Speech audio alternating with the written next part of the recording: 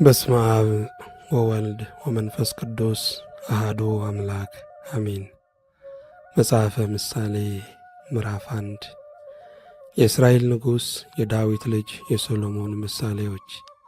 ጥበብንና ተግሣጽን ለማወቅ የእውቀትንም ቃል ለማስተዋል የጥበብን ትምህርት፣ ጽድቅንና ፍርድን ቅንነትንም ለመቀበል ብልሃትን ላላዋቂዎች ይሰጥ ዘንድ ለጎበዛዝትም እውቀትንና ጥንቃቄን። ጠቢብ እነዚህን ከመስማት ጥበብን ይጨምራል፣ አስተዋይም መልካም ምክርን ገንዘቡ ያደርጋል። ምሳሌንና ትርጓሜን የጠቢባንን ቃልና የተሸሸገውን ነገር ለማስተዋል የጥበብ መጀመሪያ እግዚአብሔርን መፍራት ነው። ሰነፎች ግን ጥበብንና ተግሣጽን ይንቃሉ።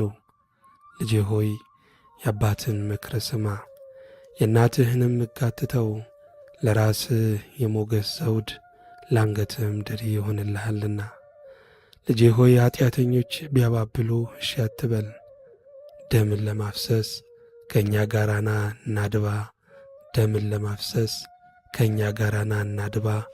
ለንጹሕም ያለ ምክንያት ወጥመድን እንሸምቅበት ቢሉ በሕይወታቸው ሳሉ እንደ ሲኦል ሆነን እንዋጣቸው። በሙሉም ወደ ጉድጓድ እንደሚወድቁ የሆኑ መልካሙን ሀብት ሁሉ እናገኛለን፣ ከምርኮም ቤታችንን እንሞላለን። ዕጣህን ከእኛ ጋር ጣል፣ ለሁላችንም አንድ ከረጢት ይሆን ቢሉ ልጄ ሆይ ከእነርሱ ጋር በመንገድ አትሂድ፣ ከጎዳናቸውም እግርን ፈቀቅ አድርግ። እግሮቻቸው ወደ ክፋት ይሮጣሉና ደም ለማፍሰስ ይፈጥናሉና። መርበብ በወፎች ዓይን ፊት በከንቱ ትተከላለች፣ መርበብ በወፎች ዓይን ፊት በከንቱ ትተከላለችና እነርሱም በደማቸው ላይ ያደባሉ፣ በነፍሳቸውም ላይ ይሸምቃሉ። እንዲሁ ይህ መንገድ ትርፍን ለማግኘት የሚሳሳ ሁሉ ነው፣ የባለቤቱን ነፍስ ይነጥቃል። ጥበብ በጎዳና ትጮኻለች፣ በአደባባይ ድምጿን ከፍ ታደርጋለች፣ በአደባባይ ትጣራለች፣ በከተማይቱ መግቢያ በር ቃልን ትናገራለች። እናንተ አላዋቂዎች እስከ መቼ አላዋቂነት ትወድዳላችሁ? ፌዘኞችም ፌዝን ይፈቅዳሉ፣ ሰነፎችም እውቀትን ይጠላሉ። ወደ ዘለፋዬ ተመለሱ፣ እነሆ መንፈሴን አፈስላችኋለሁ፣ ቃሌን አስተምራችኋለሁ። በጠራሁ ጊዜ እምቢ ስላላችሁ፣ እጄም በዘረጋው ጊዜ ማንም ስላላስተዋለ፣ ምክሬን ሁሉ ግን ቸል ስላላችሁ፣ ዘለፋዬንም ስላልፈቀዳችሁ፣ እኔም ስለዚህ በጥፋታችሁ ስቃለሁ። ጥፋታችሁም በመጣ ጊዜ አላግጥባችኋለሁ። ድንጋጤ እንደ ጎርፍ በደረሰባችሁ ጊዜ፣ ጥፋታችሁም እንደ አውሎ ነፋስ በመጣ ጊዜ፣ ጭንቅና መከራ በወረደባችሁ ጊዜ፣ የዚያን ጊዜ ይጠሩኛል፣ እኔ ግን አልመልስም። ተግተው ይሹኛል፣ ነገር ግን አያገኙኝም። እውቀትን ጠልተዋልና እግዚአብሔርንም መፍራት አልመረጡምና፣ ምክሬን አልፈቀዱምና፣ ዘለፋዬንም ሁሉ ንቀዋልና። ስለዚህ የመንገዳቸውን ፍሬ ይበላሉ፣ ከራሳቸው ምክር ይጠግባሉ። አላዋቂዎችን ከጥበብ መራቅ ይገድላቸዋልና፣ ሰነፎችንም ቸልተኛ መሆን ያጠፋቸዋልና። የሚሰማኝ ግን በእርጋታ ይቀመጣል፣ ከመከራ ስጋት ያርፋል። ምስጋና ለእግዚአብሔር ይሁን። መጽሐፈ ምሳሌ ምዕራፍ 2 ልጄ ሆይ ቃሌን ብትቀበል፣ ትእዛዜንም ባንተ ዘንድ ሸሽገ ብትይዛት፣ ጆሮ ጥበብን እንዲያደምጥም ታደርጋለህ፣ ልብህንም ወደ ማስተዋል ታዘነብላለህ። ረቂቅ እውቀትን ብትጠራት፣ ለማስተዋልም ድምፅህን ብታነሳ፣ እሷንም እንደ ብር ብትፈልጋት፣ እርሷንም እንደ ተከበረ ገንዘብ ብትሻት፣ የዚያን ጊዜ እግዚአብሔርን መፍራት ታውቃለህ፣ የአምላክንም እውቀት ታገኛለህ። እግዚአብሔር ጥበብን ይሰጣልና ከአፉም እውቀትና ማስተዋል ይወጣሉ። እርሱ ለቅኖች ደህንነትን ያከማቻል፣ ያለ ነውር ለሚሄዱትም ጋሻ ነው። የፍርድን ጎዳና ይጠብቃል፣ የቅዱሳኑንም መንገድ ያጸናል። የዚያን ጊዜ ጽድቅና ፍርድን ቅንነትንና መልካም መንገድን ሁሉ ታስተውላለህ። ጥበብ ወደ ልብህ ትገባለችና እውቀትም ነፍስህን ደስ ታሰኛለችና። ጥንቃቄ ይጠብቅሃል፣ ማስተዋልም ይጋርድሃል። ከክፉ መንገድ አንተን ለማዳን ጠማማ ነገርን ከሚናገሩም ሰዎች እነርሱም በጨለማ መንገድ ይሄዱ ዘንድ የቀናውን ጎዳና የሚተዉ ክፉ በመሥራት ደስ የሚላቸው በጠማማነትም ደስታን የሚያደርጉ መንገዳቸውን የሚጠመዝዙ አካሄዳቸውንም የሚያጣምሙ ናቸው።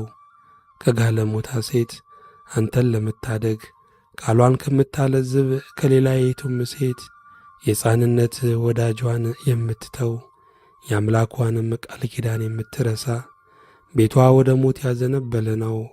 አካሄዷም ወደ ሙታን ጥላ። ወደ እርሷ የሚገቡ ሁሉ አይመለሱም፣ የሕይወትንም ጎዳና አያገኙም። አንተም በደጋጎች ሰዎች መንገድ እንድትሄድ የጻድቃንንም ጎዳና እንድትጠብቅ ቅኖች በምድር ላይ ይቀመጣሉና ፍጹማንም በእርሷ ይኖራሉና። ኀጣን ግን ከምድር ይጠፋሉ፣ ዓመፀኞችም ከእርሷ ይነጠቃሉ። ምስጋና ለእግዚአብሔር ይሁን። መጽሐፈ ምሳሌ ምዕራፍ 3 ልጄ ሆይ ሕጌን አትርሳ፣ ልብህም ትእዛዜን ይጠብቅ። ብዙ ዘመናትና ረጅም ዕድሜ ሰላምም ይጨመሩልሃልና።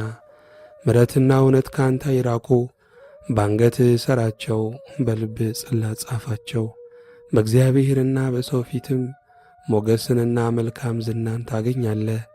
በፍጹም ልብህ በእግዚአብሔር ታመን፣ በራስህም ማስተዋል አትደገፍ። በመንገድህ ሁሉ እርሱን እወቅ፣ እርሱም ጎዳናህን ያቀናልሃል። በራስህ አስተያየት ጠቢብ አትሁን፣ እግዚአብሔርን ፍራ፣ ከክፋትም ራቅ። ይህም ለሥጋ ፈውስ ይሆንልሃል፣ ለአጥንትም ጠገን። እግዚአብሔርን ከሀብታ አክብር፣ ከፍሬህም ሁሉ በኩራት። ጎተራህም እህልን ይሞላል፣ መጥመቂያህም በወይን ጠጅ ሞልታ ትትረፈረፋለች። ልጄ ሆይ የእግዚአብሔርን ተግሣጽ አትናቅ፣ በገሠጸህም ጊዜ አትመረር። እግዚአብሔር የወደደውን ይገሥጻልና አባት የሚወደውን ልጁን እንደሚገሥጽ። ጥበብን የሚያገኝ ሰው ምስጉን ነው፣ ማስተዋልንም ገንዘቡ የሚያደርግ። በወርቅና በብር ከመነገድ ይልቅ በእርሷ መነገድ ይሻላልና። ከቀይ ዕንቁም ትከብራለች፣ የተከበረም ነገር ሁሉ አይተካከላትም። በቀኟ ረጅም ዘመን ነው፣ በግራዋም ባለጠግነትና ክብር። መንገዷ የደስታ መንገድ ነው፣ ጎዳናዋም ሁሉ ሰላም ነው። እርሷ ለሚይዟት የሕይወት ዛፍ ናት፣ የተመረኰዘባትም ሁሉ ምስጉን ነው። እግዚአብሔር በጥበብ ምድርን መሠረተ፣ በማስተዋልም ሰማያትን አጸና። በእውቀቱ ቀለያት ተቀደዱ፣ ደመናትም ጠልን ያንጠበጥባሉ። ልጅ ሆይ እነዚህ ከዐይኖች አይራቁ፣ መልካም ጥበብንና ጥንቃቄን ጠብቅ። ለነፍስህም ሕይወት ይሆናሉ፣ ለአንገትህም ሞገስ። የዚያን ጊዜ መንገድህን ተማምነህ ትሄዳለህ፣ እግርህም አይሰነካከልም። በተኛ ጊዜ አትፈራም፣ ትተኛለህ፣ እንቅልፍህም የጣፈጠ ይሆንልሃል። ድንገት ከሚያስፈራ ነገር ከሚመጣውም ከኃጥአን ጥፋት አትፈራም። እግዚአብሔር መታመኛ ይሆናልና እግርህም እንዳይጠመድ ይጠብቅሃልና። ለተቸገረ ሰው በጎ ነገርን ማድረግ አትከልክል፣ ልታደርግለት የሚቻል ሲሆን። ወዳጅህን ሂድና ተመለስ፣ ነገ እሰጥሃለሁ አትበለው። በጎ ነገርን ማድረግ ሲቻል በወዳጅ ላይ ክፉ አትሥራ። እርሱ ተማምኖ ካንተ ጋር ተቀምጦ ሳለ ከሰው ጋር በከንቱ አትጣላ። እርሱ ክፉ ካልሠራብህ በግፈኛ ሰው አትቅና፣ መንገዱንም ሁሉ አትምረጥ። ጠማማ ሁሉ በእግዚአብሔር ፊት ርኩስ ነውና፣ ወዳጅነቱ ግን ከቅኖች ጋር ነው። የእግዚአብሔር መርገም በኃጥእ ቤት ነው፣ የጻድቃን ቤት ግን ይባረካል። በፌዘኞች እርሱ ያፌዛል፣ ለትሑታን ግን ሞገስን ይሰጣል። ጠቢባን ክብርን ይወርሳሉ፣ የሰነፎች ከፍታቸው ግን መዋረድ ነው። ምስጋና ለእግዚአብሔር ይሁን። መጽሐፈ ምሳሌ ምዕራፍ 4 እናንተ ልጆች የአባትን ተግሣጽ ስሙ፣ ማስተዋልንም ታውቁ ዘንድ አድምጡ። መልካም ትምህርትን እሰጣችኋለሁና ሕጌን አትተዉ። እኔም አባቴን የምሰማ ልጅ ነበርሁና በእናቴም ዘንድ እወደድ ነበር። ያስተምረኝም ነበር፣ እንዲህም ይለኝ ነበር፣ ልብህ ቃሌን ይቀበል፣ ትእዛዜንም ጠብቅ፣ በሕይወትም ትኖራለህ። ጥበብን አግኝ፣ ማስተዋልንም አግኝ፣ አትርሳም። ከአፌም ቃል ፈቀቅ አትበል። አትተዋት፣ ትደግፍህም አለች፣ ወደዳ ትጠብቅህም አለች። ጥበብ አይነተኛ ነገር ናትና ጥበብን አግኝ። ከሀብትህም ሁሉ ማስተዋል አትርፍ። ከፍ ከፍ አድርጋት፣ እርሷም ከፍ ከፍ ታደርግሃለች። ብታቅፋትም ታከብረሃለች። ለራስህ የሞገስ አክሊልን ትሰጥሃለች፣ የተዋበ ዘውድንም ታበረክትሃለች። ልጄ ሆይ ስማ፣ ንግግሬንም ተቀበል፣ የሕይወትህም ዘመን ትበዛልሃለች። የጥበብን መንገድ አስተማርሁ፣ በቀናች ጎዳና መራሁ።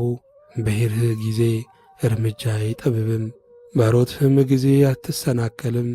ተግሣጽን ያዝ አትተወውም፣ ጠብቀው እርሱ ሕይወትህ ነውና። በኃጥአን መንገድ አትግባ፣ በክፉ ሰዎችም ጎዳና አትሂድ። ከእርሷ ራቅ አትሂድባትም፣ ፈቀቅ በል ተዋትም። ክፉ ካላደረጉ አይተኙምና ካላሰናከሉም እንቅልፋቸው ይወገዳልና። የኀጢአትን እንጀራ ይበላሉና የግፍንም ወይን ጠጅ ይጠጣሉና። የጻድቃን መንገድ ግን እንደ ንጋት ብርሃን ነው፣ ሙሉ ቀን እስኪሆን ድረስ እየተጨመረ ይበራል። የኀጥአን መንገድ እንደ ጨለማ ነው፣ እንዴት እንደሚሰናከሉም አያውቁም። ልጄ ሆይ ንግግሬን አድምጥ፣ ወደ ቃሌም ጆሮህን አዘንብል። ከዓይን አታርቃት፣ በልብህም ውስጥም ጠብቃት። ለሚያገኙት ሕይወት ለሥጋቸውም ሁሉ ፈውስ ነውና። አጥብቀ ልብህን ጠብቅ፣ የሕይወት መውጫ ከእርሱ ነውና። የአፍህን ጠማማነት ካንተ አውጣ፣ ሐሰተኞቹን ከንፈሮችም ካንተ አርቅ። ዐይኖች አቅንተው ይዩ፣ ሽፋሽፍቶችም በቀጥታ ይመልከቱ። የእግርህን መንገድ አቅና፣ አካሄድህም ሁሉ ይጽና። ወደ ቀኝም ወደ ግራም አትበል፣ እግርህን ከክፉ መልስ። ምስጋና ለእግዚአብሔር ይሁን። መጽሐፈ ምሳሌ ምዕራፍ 5 ልጄ ሆይ ወደ ጥበቤ አድምጥ፣ ጆሮህን ወደ ትምህርቴ መልስ። ጥንቃቄን ትጠብቅ ዘንድ ከንፈሮችህም እውቀትን እንዲጠብቁ። ከጋለሞታ ሴት ከንፈር ማር ይንጠባጠባልና፣ አፏም ከቅቤ የለሰለሰ ነውና። ፍጻሜዋ ግን እንደ እሬት የመረረ ነው፣ ሁለት አፍ እንዳለው ሰይፍም የተሳለ ነው። እግሮቿ ወደ ሞት ይወርዳሉ፣ አረማመዷም ወደ ሲኦል ነው። የቀና የሕይወትን መንገድ አታገኝም፣ በአካሄዷ የተቅበዘበዘች ናት፣ የሚታወቅም አይደለም። አሁንም ልጆቼ ሆይ ስሙኝ፣ ከአፌም ቃል አትራቁ። መንገድህን ከእርሷ አርቅ፣ ወደ ቤቷም ደጅ አትቅረብ። ክብርህ ለሌላ እንዳትሰጥ፣ ዕድሜህም ለጨካኝ። ሌሎች ከሀብትህ እንዳይጠግቡ፣ ድካምህም በባዕድ ሰው ቤት እንዳይሆን። በመጨረሻም ሥጋህና ሰውነትህ በጠፋ ጊዜ ታለቅሳለህ ትላለህም፣ እንዴት ትምህርትን ጠላው፣ ልቤም ዘለፋን ናቀ። የአስተማሪዎቼንም ቃል አልሰማሁም፣ ጆሮቼንም ወደ አስተማሪዎቼ አላዘነበልሁም። በማኅበርና በጉባኤ መካከል ወደ ክፉ ሁሉ ለመድረስ ጥቂት ቀረኝ። ከጉድጓድ ውሃ ከምንጭህም የሚፈልቀውንም ውሃ ጠጣ። ምንጮች ወደ ሜዳ፣ ወንዞች ወደ አደባባይ ይፈሳሉ። ለአንተ ብቻ ይሁኑ፣ ካንተ ጋር ላሉ እንግዶችም አይሁኑ። ምንጭህ ብሩክ ይሁን፣ ከጉብዝናህም ሚስት ጋር ደስ ይበልህ። እንደ ተወደደች ዋላ እንደ ተዋበችም ሚዳቋ ጦቷ ሁል ጊዜ ታርካ፣ በፍቅሯም ሁል ጊዜ ጥገብ። ልጄ ሆይ ስለምን ጋለሞታ ሴት ትወዳለህ? የሌላይቱንስ ብብት ለምን ታቅፋለህ?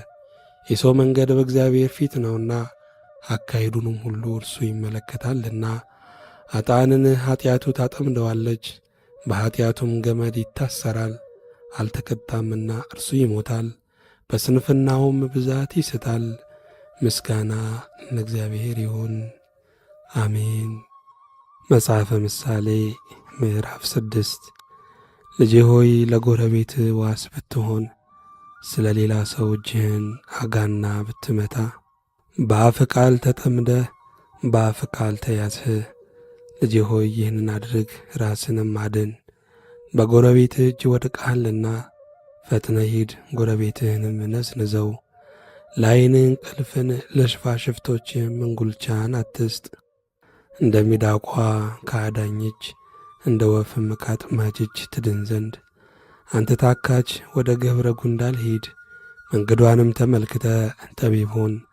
አለቃና አዛዥ ገዢም ሳይኖራት መብሏንም በበጋ ታሰናዳለች፣ መኖዋንም በመከር ትሰበስባለች። አንተ ታካች እስከ መቼ ትተኛለህ? ከእንቅልፍስ መቼ ትነሳለህ? ጥቂት ትተኛለህ፣ ጥቂት ታንቀላፋለህ፣ ትተኛም ዘንድ ጥቂት እጅህን ታጥፋለህ። እንግዲህ ድህነትህ እንደ ወንበዴ፣ ችጋርህም ሰይፍ እንደ ታጠቀ ሰው ይመጣብሃል። ምናምንቴ ሰው የበደለኛም ልጅ በጠማማ አፍ ይሄዳል። በዓይኑ ይጠቅሳል፣ በእግሩ ይናገራል፣ በጣቱ ያስተምራል። ጠማማነት በልቡ አለ። ሁልጊዜም ክፋትን ያስባል፣ ጠብንም ይዘራል። ስለዚህ ጥፋቱ ድንገት ይደርስበታል፣ ድንገት ይደቅቃል፣ ፈውስም ከቶ የለውም። እግዚአብሔር የሚጠላቸው 6 ነገሮች ናቸው፣ 7ንም ነፍሱ አጥብቃ ትጸየፈዋለች። ትዕቢተኛ ዓይን፣ ሐሰተኛ ምላስ፣ ንጹሕን ደም የምታፈስ እጅ፣ ክፉ ሐሳብን የሚያበቅል ልብ፣ ወደ ክፉ የምትሮጥ እግር፣ በሐሰት የሚናገር ሐሰተኛ ምስክር፣ በወንድማማች መካከል ጠብን የሚዘራ። ልጄ ሆይ የአባትህን ትእዛዝ ጠብቅ፣ የእናትንም ሕግ አትተው። ሁልጊዜ በልብህ አኑረው፣ በአንገትህም እሰረው። ስትሄድም ይመራሃል፣ ስትተኛም ይጠብቅሃል፣ ስትነሣ ያነጋግርሃል። ትእዛዝ መብራት ሕግም ብርሃን ነውና፣ የተግሣጽም ዘለፋ የሕይወት መንገድ ነውና። ከክፉ ሴት ትጠብቅህ ዘንድ ከሌላይቱም ሴት ምላስ ጥፍጥነት። ውበቷንም በልብህ አትመኘው፣ ሽፋሽፍቷም አያጥምድህ። የጋለሞታ ዋጋ እስከ አንዲት እንጀራ ነው። አመንዝራም ሴት የሰውን ሕይወት ታጠምዳለች። በጉያው እሳትን የሚታቀፍ ልብሶቹስ የማይቃጠሉ ማን ነው? በፍም ላይ የሚሄድ እግሮቹስ የማይቃጠሉ ማን ነው? ወደ ሰው ሚስት የሚገባም እንዲሁ ነው፣ የሚነካትም ሁሉ ሳይከታ አይቀርም። ሌባ በተራበ ጊዜ ነፍሱን ሊያጠግብ ቢሰርቅ ሰዎች አይንቁትም። ቢያዝም 7 እጥፍ ይከፍላል፣ በቤቱም ያለውን ሁሉ ይሰጣል። ከሴት ጋር የሚያመነዝር ግን አእምሮ የጎደለ ነው፣ ቁስልንና ውርደትን ያገኛል፣ ስድቡም አይደመሰስም። ቅንዓት ለሰው የቁጣ ትኩሳት ነውና፣ በበቀልም ቀን አይራራለትምና። እርሱም ምንም ካሳ አይቀበልም፣ ስጦታም ብታበዛለት አይታረቅም። ምስጋና ለእግዚአብሔር ይሁን። መጽሐፈ ምሳሌ ምዕራፍ 7 ልጄ ሆይ ቃሌን ጠብቅ፣ ትእዛዜንም ባንተ ዘንድ ሸሽግ። ትእዛዜን ጠብቅ፣ በሕይወትም ትኖራለህ። ሕጌንም እንደ ዓይን ብሌን ጠብቅ። በጣቶችህም እሰራቸው፣ በልብህ ጽላት ጻፋቸው። ጥበብን አንቺ እህቴ ነሽ በላት፣ ማስተዋልንም ወዳጄ ብለህ ጥራት። ከጋለሞታ ሴት ትጠብቅ ዘንድ ቃሏንም ካለዘበች ከሌላይቱ ሴት። በቤቴ መስኮት ሆኜ ወደ አደባባይ ተመለከቱ፣ ካላዋቂዎችም መካከል አስተዋልሁ። ከጎበዛዝትም መካከል ብላቴናውን አእምሮ ጎድሎት አየው። በአደባባይ ሲሄድ በቤቷም አቅራቢያ ሲያልፍ የቤቷን መንገድ ይዞ ወደ እርሷ ቀና።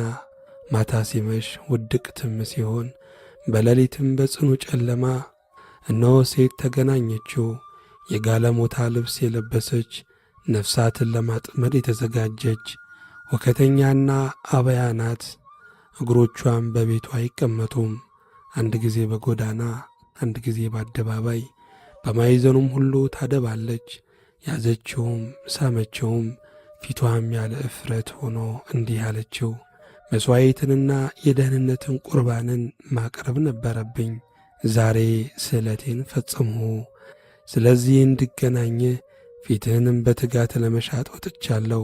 አግኝቼሃለሁም።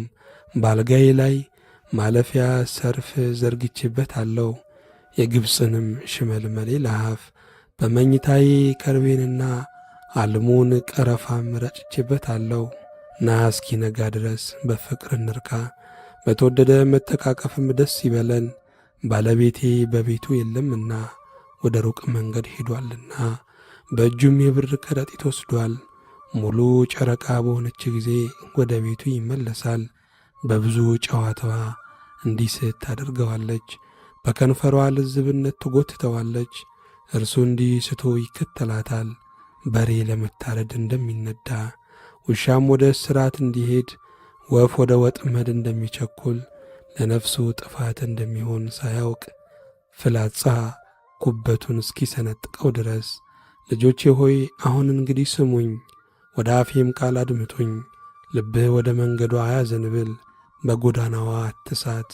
ወግታ የጣለቻቸው ብዙ ናቸውና እርሷም የገደለቻቸው እጅግ ብዙ ናቸው። ቤቷ የሲኦል መንገድ ነው፣ ወደ ሞት ማጀት የሚወርድ ነው። ምስጋና ለእግዚአብሔር ይሁን። መጽሐፈ ምሳሌ ምዕራፍ 8 በውኑ ጥበብ አትጮኽምን? ማስተዋልስ ድምጿን አትሰጥምን? በኮረብታ ላይ በመንገድ አጠገብ በጎዳና መካከል ትቆማለች። በበሩ አጠገብ በከተማይቱም መግቢያ በደጁ መግቢያ ትጮኻለች። እናንተ ሰዎች እናንተን እጠራለሁ፣ ድምፄም ወደ ሰዎች ልጆች ነው። እናንተ አላዋቂዎች ብልሃትን አስተውሉ፣ እናንተም ሰነፎች ጥበብን በልባችሁ ያዙ። የከበረች ነገርን እናገራለሁና ስሙ፣ ከንፈሮቼም ቅን ነገርን ለመናገር ይከፈታሉ። አፌ እውነትን ይናገራልና ከንፈሮቼም ክፋትን ይጸየፋሉ። የአፌ ቃላት ሁሉ ጽድቅ ናቸው፣ ጠማማ ዘወርዋራም አይደሉም። እነርሱ በሚያስተውሉ ዘንድ የቀኑ ናቸው፣ እውቀትንም ካገኟት ሰዎች ጋር የተስማሙ ናቸው። ተግሣጼን እንጂ ብርን አትቀበሉ፣ ከምዝምዝ ወርቅ የሚልቅ እውቀትንም ተቀበሉ። ጥበብ ከቀይ ዕንቁ ትበልጣለችና የከበረ ነገር ሁሉ አይተካከላትም። እኔ ጥበብ በብልሃት ተቀምጫለሁ፣ እውቀትንም ጥንቃቄንም አግኝቻለሁ። እግዚአብሔርን መፍራት ክፋትን ይጠላል፣ ትዕቢትንና እብሪትን፣ ክፉውንም መንገድ ጠማማውንም አፍ እጠላለሁ። ምክርና መልካም ጥበብ የኔ ነው፣ ማስተዋል እኔ ነኝ፣ ብርታትም አለኝ። ነገሥታት በእኔ ይነግሣሉ፣ ሹማምንቶችም የቀናውን ነገር ይደነግጋሉ። አለቆች በእኔ ያዛሉ፣ ክቡራንና የምድር ፈራጆችም ሁሉ። እኔ የሚወዱኝን እወዳለሁ፣ ተግተው የሚሹኝም ያገኙኛል። ብልጥግናና ክብር በእኔ ዘንድ ነው፣ ብዙ ሀብትና ጽድቅም። ፍሬም ከምዝምዝ ወርቅ ይሻላል፣ ቡቃዬም ከተመረጠች ብር። እኔ በጽድቅ መንገድ እሄዳለሁ፣ በፍርድም ጎዳና መካከል ለሚወድዱኝ ርስት አወርሳቸው ዘንድ ቤተ መዛግብታቸውንም እሞላ ዘንድ። እግዚአብሔር የመንገዱ መጀመሪያ አደረገኝ፣ በቀድሞ ሥራው መጀመሪያ። ከጥንት ከዘላለም ጀምሮ ተሾምሁ፣ ምድር ከመፈጠሯ አስቀድሞ።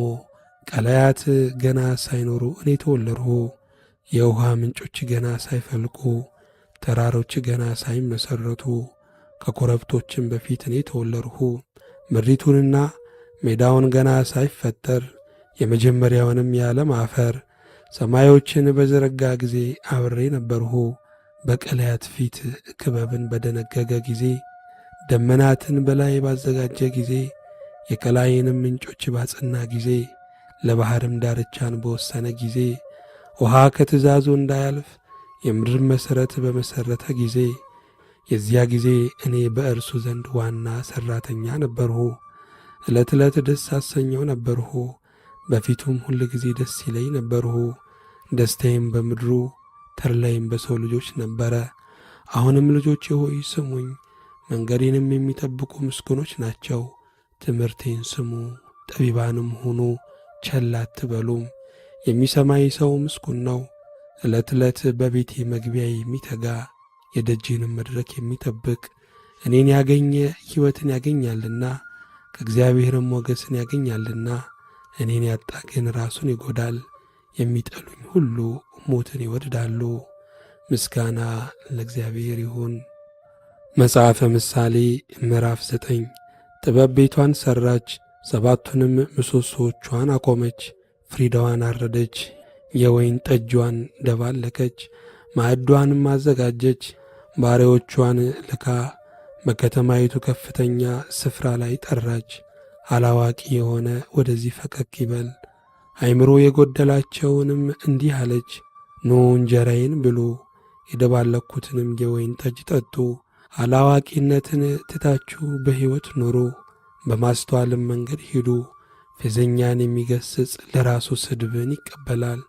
ኃጥእንም የሚዘልፍ ነውርን ያገኛል። ፌዘኛን አትገስጽ እንዳይጠላ፣ ጠቢብን ገስጽ ይወድድህማል። ለጠቢብ ሰው ትምህርትን ስጠው፣ ጥበብንም ያበዛል። ጽድቅንም አስተምረው፣ ዕውቀትንም ያበዛል። የጥበብ መጀመሪያ እግዚአብሔርን መፍራት ነው፣ ቅዱሱንም ማወቅ ማስተዋል ነው። ዘመንህ በእኔ ይበዛልና የሕይወትህም ዕድሜ ይጨመርልሃልና። ጠቢብ ብትሆን ለራስህ ጠቢብ ትሆናለህ፣ ፌዘኛም ብትሆን ፌዘኛነትህን ለብቻ ትሸከማለህ። የሚቀጥለው ከግሪክ የተጨመረ ነው። ልጄ ለራስህ አዋቂ ብትሆን ለባልንጀራህም አዋቂ ትሆናለህ። ለራስህ ክፉ ብትሆን ግን ክፋትንም ትማራለህ። ሐሰትን የሚያዘጋጅ ሰው ነፍሳትን እንደሚያዘጋጅ ሰው ነው። የሚበርር ወፍንም እንደሚከተል ይመስላል። የወይኑ ቦታ መንገዱን ተወ፣ የሚሰማራባትን መንገድ ዘንጋ። ወደ ምድረ በዳ ይሄዳል፣ ለጥም ወደ ተሠራች አገር ይሄዳል። የማያፈራ የማይጠቅም ገንዘብንም በእጁ ይሰበስባል። ሰነፍ ሴት ሁከተኛ ናት፣ ሐሳብ የላትም፣ አንዳችም አታውቅም። በቤቷ ደጅ በከተማይቱ ከፍተኛ ስፍራ በወንበር ላይ ትቀመጣለች። በመንገድ የሚያልፋትን አካሄዳቸውንም ያቀኑትን ለመጥራት አላዋቂ የሆነ ወደዚህ ፈቀቅ ይበል። አእምሮ የጎደለውንም እንዲህ አለች፣ የስርቆት ውሃ ይጣፍጣል፣ የተሸሸገም እንጀራ ደስ ያሰኛል። ነገር ግን እርሱ ሙታን ከዚያ እንዳሉ ዕድመኞቿም በሲኦል ጥልቀት እንዳሉ አያውቅም። ምስጋና ለእግዚአብሔር ይሁን። መጽሐፈ ምሳሌ ምዕራፍ 10 ጠቢብ ልጅ አባቱን ደስ ያሰኛል፣ ሰነፍ ልጅ ግን ለእናቱ ሐዘን ነው። በኀጢአት የተገኘ መዝገብ ጥቅም የለውም፣ ጽድቅ ግን ከሞት ያድናል። እግዚአብሔር የጻድቁን ነፍስ አያስርብም፣ የኃጥአንን ምኞት ግን ይገለብጣል። የታካች እጅ ችግረኛ ታደርጋለች፣ የትጉ እጅ ግን ባለጠጋ ታደርጋለች። በበጋ የሚያከማች ልጅ አስተዋይ ነው፣ በመከር የሚተኛ ግን እርሱ ራሱን ያስነውራል። በረከት በጻድቅ ራስ ላይ ነው፣ የኃጥአንን አፍ ግን ግፍ ይከድነዋል። የጻድቅ መታሰቢያ ለበረከት ነው፣ የኃጥአን ስም ግን ይጠፋል። በልቡ ጠቢብ የሆነ ትእዛዝን ይቀበላል፣ በከንፈሩ የሚሰንፍ ግን ይወድቃል። ያለ ነውር የሚሄድ ተማምኖ ይሄዳል፣ መንገዱን የሚያጣምም ግን ይታወቃል። በዓይኑ የሚጠቅስ መከራን ያመጣል፣ ደፍሮ የሚገሥጽ ግን ሰላምን ያደርጋል። የጻድቅ አፍ የሕይወት ምንጭ ናት፣ የኃጥአንን አፍ ግን ግፍ ይከድነዋል። ጥል ክርክርን ታስነሳለች፣ ፍቅር ግን ኀጢአትን ሁሉ ትከድናለች። በብልሃተኛ ከንፈር ጥበብ ትገኛለች፣ በትር ግን አእምሮ ለጎደለው ሰው ጀርባ ነው። ጠቢባን ዕውቀትን ይሸሽጋሉ፣ የሰነፍ አፍ ግን ለጥፋት ይቀርባል። የባለጠጋ ሀብት ለእርሱ የጸናች ከተማ ናት፣ የድሆች ጥፋት ድህነታቸው ነው። የጻድቅ ደመወዝ ለሕይወት ነው፣ የኃጥአን ፍሬ ግን ለኀጢአት ነው። ተግሣጽን የሚጠብቅ በሕይወት መንገድ ይሄዳል፣ ዘለፋን የሚተው ግን ይስታል። ጥልን የሚከድን ሐሰተኛ ከንፈር አለው፣ ሐሜትንም የሚገልጥ ሰነፍ ነው። በቃል ብዛት ውስጥ ኀጢአት ሳይኖር አይቀርም፣ ከንፈሩን የሚገታ ግን አስተዋይ ነው። የጻድቅ ምላስ የተፈተነ ብር ነው፣ የኃጥአን ልብ ግን ምናምን ነው። የጻድቅ ከንፈሮች ብዙ ሰዎችን ይመግባሉ፣ ሰነፎች ግን ከልባቸው ጉድለት የተነሣ ይሞታሉ። የእግዚአብሔር በረከት ባለጠጋ ታደርጋለች፣ ሐዘንንም ከእርሷ ጋር አይጨምርም። ክፉ ነገር ማድረግ ለሰነፍ ሰው ጨዋታ ነው፣ እንዲሁም ጥበብ ላስተዋይ ነው። የኃጥ ሰው ፍርሃት በላዩ ይመጣበታል፣ ለጻድቃንም ምኞታቸው ትሰጣቸዋለች። አውሎ ነፋስ ሲያልፍ ኃጥእ አይገኝም፣ ጻድቅ ግን የዘላለም መሠረት ነው። ሆምጣጤ ጥርስን ጢስም ዓይንን እንደሚጐዳ እንዲሁም ታካች ለላኩት። እግዚአብሔርን መፍራት ዘመንን ታስረዝማለች፣ የኃጥአን ዕድሜ ግን ታጥራለች። የጻድቃን አለኝታ ደስታ ነው፣ የኃጥአን ተስፋ ግን ይጠፋል። የእግዚአብሔር መንገድ ያለ ነውር ለሚሄድ አምባ ነው፣ ጥፋት ግን ክፋትን ለሚያደርጉ። ጻድቃን ለዘላለም አይናወጡም፣ ኃጥአን ግን በምድር ላይ አይቀመጡም። የጻድቅ አፍ ጥበብን ይናገራል፣ ጠማማ ምላስ ግን ትቈረጣለች። የጻድቅ ከንፈሮች ደስ የሚያሰኝ ነገርን ያውቃሉ፣ የኃጥአን አፍ ግን ጠማማ ነው። ምስጋና ለእግዚአብሔር ይሁን፣ አሜን። መጽሐፈ ምሳሌ ምዕራፍ 11 አባይ ሚዛን በእግዚአብሔር ፊት አጸያፊ ነው፣ እውነተኛ ሚዛን ግን ደስ ያሰኘዋል። ትዕቢት ከመጣች ውርደት ትመጣለች፣ በትሑታን ዘንድ ግን ጥበብ ትገኛለች። ቅኖችን ቅንነታቸው ትመራቸዋለች፣ ወስላቶችን ግን ጠማምነታቸው ታጠፋቸዋለች። በቁጣ ቀን ሀብት አትረባም፣ ጽድቅ ግን ከሞት ታድናለች። የፍጹም ሰው ጽድቁ መንገዱን ያቀናለታል፣ ኃጥእ ግን በኃጢአቱ ይወድቃል። ቅኖችን ጽድቃቸው ይታደጋቸዋል፣ ወስላቶች ግን በምኞታቸው ይጠመዳሉ። ኃጥእ በሞተ ጊዜ ተስፋው ይቈረጣል፣ የኃያል አለኝታም ይጠፋል። ጻድቅ ከጭንቀት ይድናል፣ ኃጥእም በእርሱ ፋንታ ይመጣል። ዝንጉ ሰው በአፉ ባልንጀራውን ያጠፋል፣ ጻድቃን ግን በእውቀት ይድናሉ። በጻድቃን ልማት ከተማ ደስ ይላታል፣ በኃጥአንም ጥፋት እልል ትላለች። በቅኖች በረከት ከተማ ከፍ ከፍ ትላለች፣ በኃጥአን አፍ ግን ትገለበጣለች። ወዳጁን የሚንቅ እርሱ አእምሮ የጐደለው ነው፣ አስተዋይ ግን ዝም ይላል። ለሐሜት የሚሄድ ምስጢሩን ይገልጣል፣ በመንፈስ የታመነ ግን ነገሩን ይሰውራል። መልካም ምክር ከሌለ ዘንድ ሕዝብ ይወድቃል፣ በመካሮች ብዛት ግን ደህንነት ይሆናል። ለማያውቅ የሚዋስ ክፉ መከራን ይቀበላል፣ ዋስነትን የሚጠላ ግን ይድናል። ሞገስ ያላት ሴት ክብርን ታገኛለች፣ ሐኬተኞችም ሀብትን ያገኛሉ። ቸር ሰው ለራሱ መልካም ያደርጋል፣ ጨካኝ ግን ሥጋውን ይጐዳል። የኃጥእ ሰው ሙያ ሐሰተኛ ነው፣ ጽድቅን የሚዘራ ግን የታመነ ዋጋ አለው። በጽድቅ የሚጸና በሕይወት ይኖራል፣ ክፋትን የሚከተል ግን ለሞቱ ነው። ልበ ጠማሞች በእግዚአብሔር ዘንድ አጸያፊዎች ናቸው፣ በመንገዳቸው ፍጹማን የሆኑ ግን የተወደዱ ናቸው። ክፉ ሰው እጅ በእጅ ሳይቀጣ አይቀርም፣ የጻድቃን ዘር ግን ይድናል። የወርቅ ቀለበት በሪያ አፍንጫ እንደሆነ ከጥበብ የተለየች ቆንጆ ሴትም እንዲሁ ናት።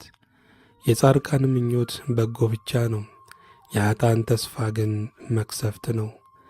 ያለውን የሚበትን ሰው አለ ይጨመርለታልም፣ ያለ ቅጥ የሚነፍግ ሰውም አለ ይደህያልም። የምትባረክ ነፍስ ትጠግባለች፣ የረካም እርሱ ደግሞ ይረካል። እህልን የሚያስቀር ሰው በሕዝብ ዘንድ ይረገማል፣ በረከት ግን በሚሸጠው ራስ ላይ ነው። መልካምን ተግቶ የሚሻ ደስታን ይፈልጋል፣ ክፉን በሚፈልግ ግን ክፉ ይመጣበታል።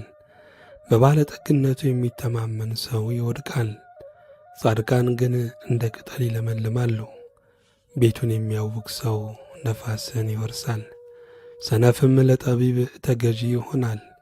የጻድቅ ፍሬ የሕይወት ዛፍ ናት፣ ነፍሶችንም የሚሰበስብ እርሱ ጠቢብ ነው። እነሆ ጻድቅ በምድር ላይ ፍዳውንም የሚቀበል ከሆነ ይልቁንስ ኃጥእና ዓመፀኛ እንዴት ይሆናሉ? ምስጋና ለእግዚአብሔር ይሁን። መጽሐፈ ምሳሌ ምዕራፍ 12 ተግሣጽን የሚወድድ እውቀትን ይወድዳል፣ ዘለፋን የሚጠላ ግን ደንቆሮ ነው። ደህና ሰው ከእግዚአብሔር ዘንድ ሞገስን ያገኛል፣ ተንኰለኛውን ሰው ግን ይቀስፈዋል። ሰውን ዓመፃ አያጸናውም፣ የጻድቃን እስር ግን አይንቀሳቀስም። ልባም ሴት ለባሏ ዘውድ ናት፣ አሳፋሪ ሴት ግን በአጥንት ውስጥ እንደ ቅንቅን ናት። የጻድቃን ሐሳብ ቅን ነው፣ የኃጥአን ምክር ግን ተንኰል ነው። የኃጥአን ቃል ደምን ለማፍሰስ ትሸምቃለች፣ የቅኖች አፍ ግን ይታደጋቸዋል። ኃጥአን ይገለበጣሉ ደግሞም አይገኙም፣ የጻድቃን ቤት ግን ጸንቶ ይኖራል። ሰው በጥበቡ ይመሰገናል፣ ልቡ ጠማማ የሆነ ሰው ግን ይናቃል። ለራሱ ባሪያ ሆኖ የተጠቃ ሰው እንጀራ ጎድሎት ራሱን ካከበረ ሰው ይሻላል። ጻድቅ ሰው ለእንስሳው ነፍስ ይራራል፣ የኃጥአን ምሕረት ግን ጨካኝ ነው። ምድሩን የሚሠራ ሰው እንጀራ ይጠግባል፣ ለከንቱ ነገር የሚሮጥ ግን አእምሮ የጎደለው ነው። የኃጥአን ፈቃድ የክፉዎች ወጥመድ ናት፣ የጻድቃን ሥር ግን ፍሬን ያፈራል። ክፉ ሰው በከንፈሩ ኀጢአት ይጠመዳል፣ ጻድቅ ግን ከመከራ ያመልጣል። የሰው ነፍስ ከአፉ ፍሬ መልካም ነገርን ትጠግባለች፣ ሰውም እንደ እጁ ሥራ ዋጋውን ይቀበላል። የሰነፍ መንገድ በዓይኑ የቀናች ናት፣ ጠቢብ ግን ምክርን ይሰማል። የሰነፍ ቁጣ ቶሎ ይታወቃል፣ ብልህ ሰው ግን ነውርን ይሰውራል። እውነተኛን ነገር የሚናገር ቅን ነገርን ያወራል፣ የሐሰት ምስክር ግን ተንኰልን ያወራል።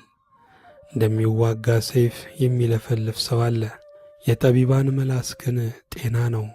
የእውነት ከንፈር ለዘላለም ትቆማለች፣ ውሸተኛ ምላስ ግን ለቅጽበት ነው። ክፉን በሚያስቡ ልብ ውስጥ ተንኰል አለ፣ በሰላም ለሚመክሩ ግን ደስታ አላቸው። ጻድቅን መከራ አያገኘውም፣ ኃጥአን ግን ክፋትን የተሞሉ ናቸው። ውሸተኛ ከንፈር በእግዚአብሔር ዘንድ አጸያፊ ነው። እውነትን የሚያደርጉ ግን በእርሱ ዘንድ የተወደዱ ናቸው። ብልህ ሰው ዕውቀትን ይሸሽጋል፣ የሰነፎች ልብ ግን ስንፍናን ያወራል። የትጉ እጅ ትገዛለች፣ የታካች እጅ ግን ትገብራለች። ሰውን የልቡ ሐዘን ያዋርደዋል፣ መልካም ቃል ግን ደስ ያሰኘዋል። ጻድቅ ለባልንጀራው መንገድን ያሳያል፣ የኃጥአን መንገድ ግን ታስታቸዋለች። ታካች ሰው አደን ምንም አያድንም፣ ለሰው የከበረ ሀብት ትጋት ነው። በጽድቅ መንገድ ላይ ሕይወት አለ፣ በጎዳናዋም ሞት የለም። ምስጋና ለእግዚአብሔር ይሁን። መጽሐፈ ምሳሌ ምዕራፍ 13 ባለአእምሮ ልጅ የአባቱን ተግሣጽ ይሰማል፣ ፌዘኛ ግን ተግሣጽን አይሰማም። ሰው ከአፉ ፍሬ መልካምን ይበላል፣ የዓመፀኞች ነፍስ ግን ግፍን ትሻለች። አፉን የሚጠብቅ ነፍሱን ይጠብቃል፣ ከንፈሩን የሚያሞጠሙጥ ግን ጥፋት ያገኘዋል።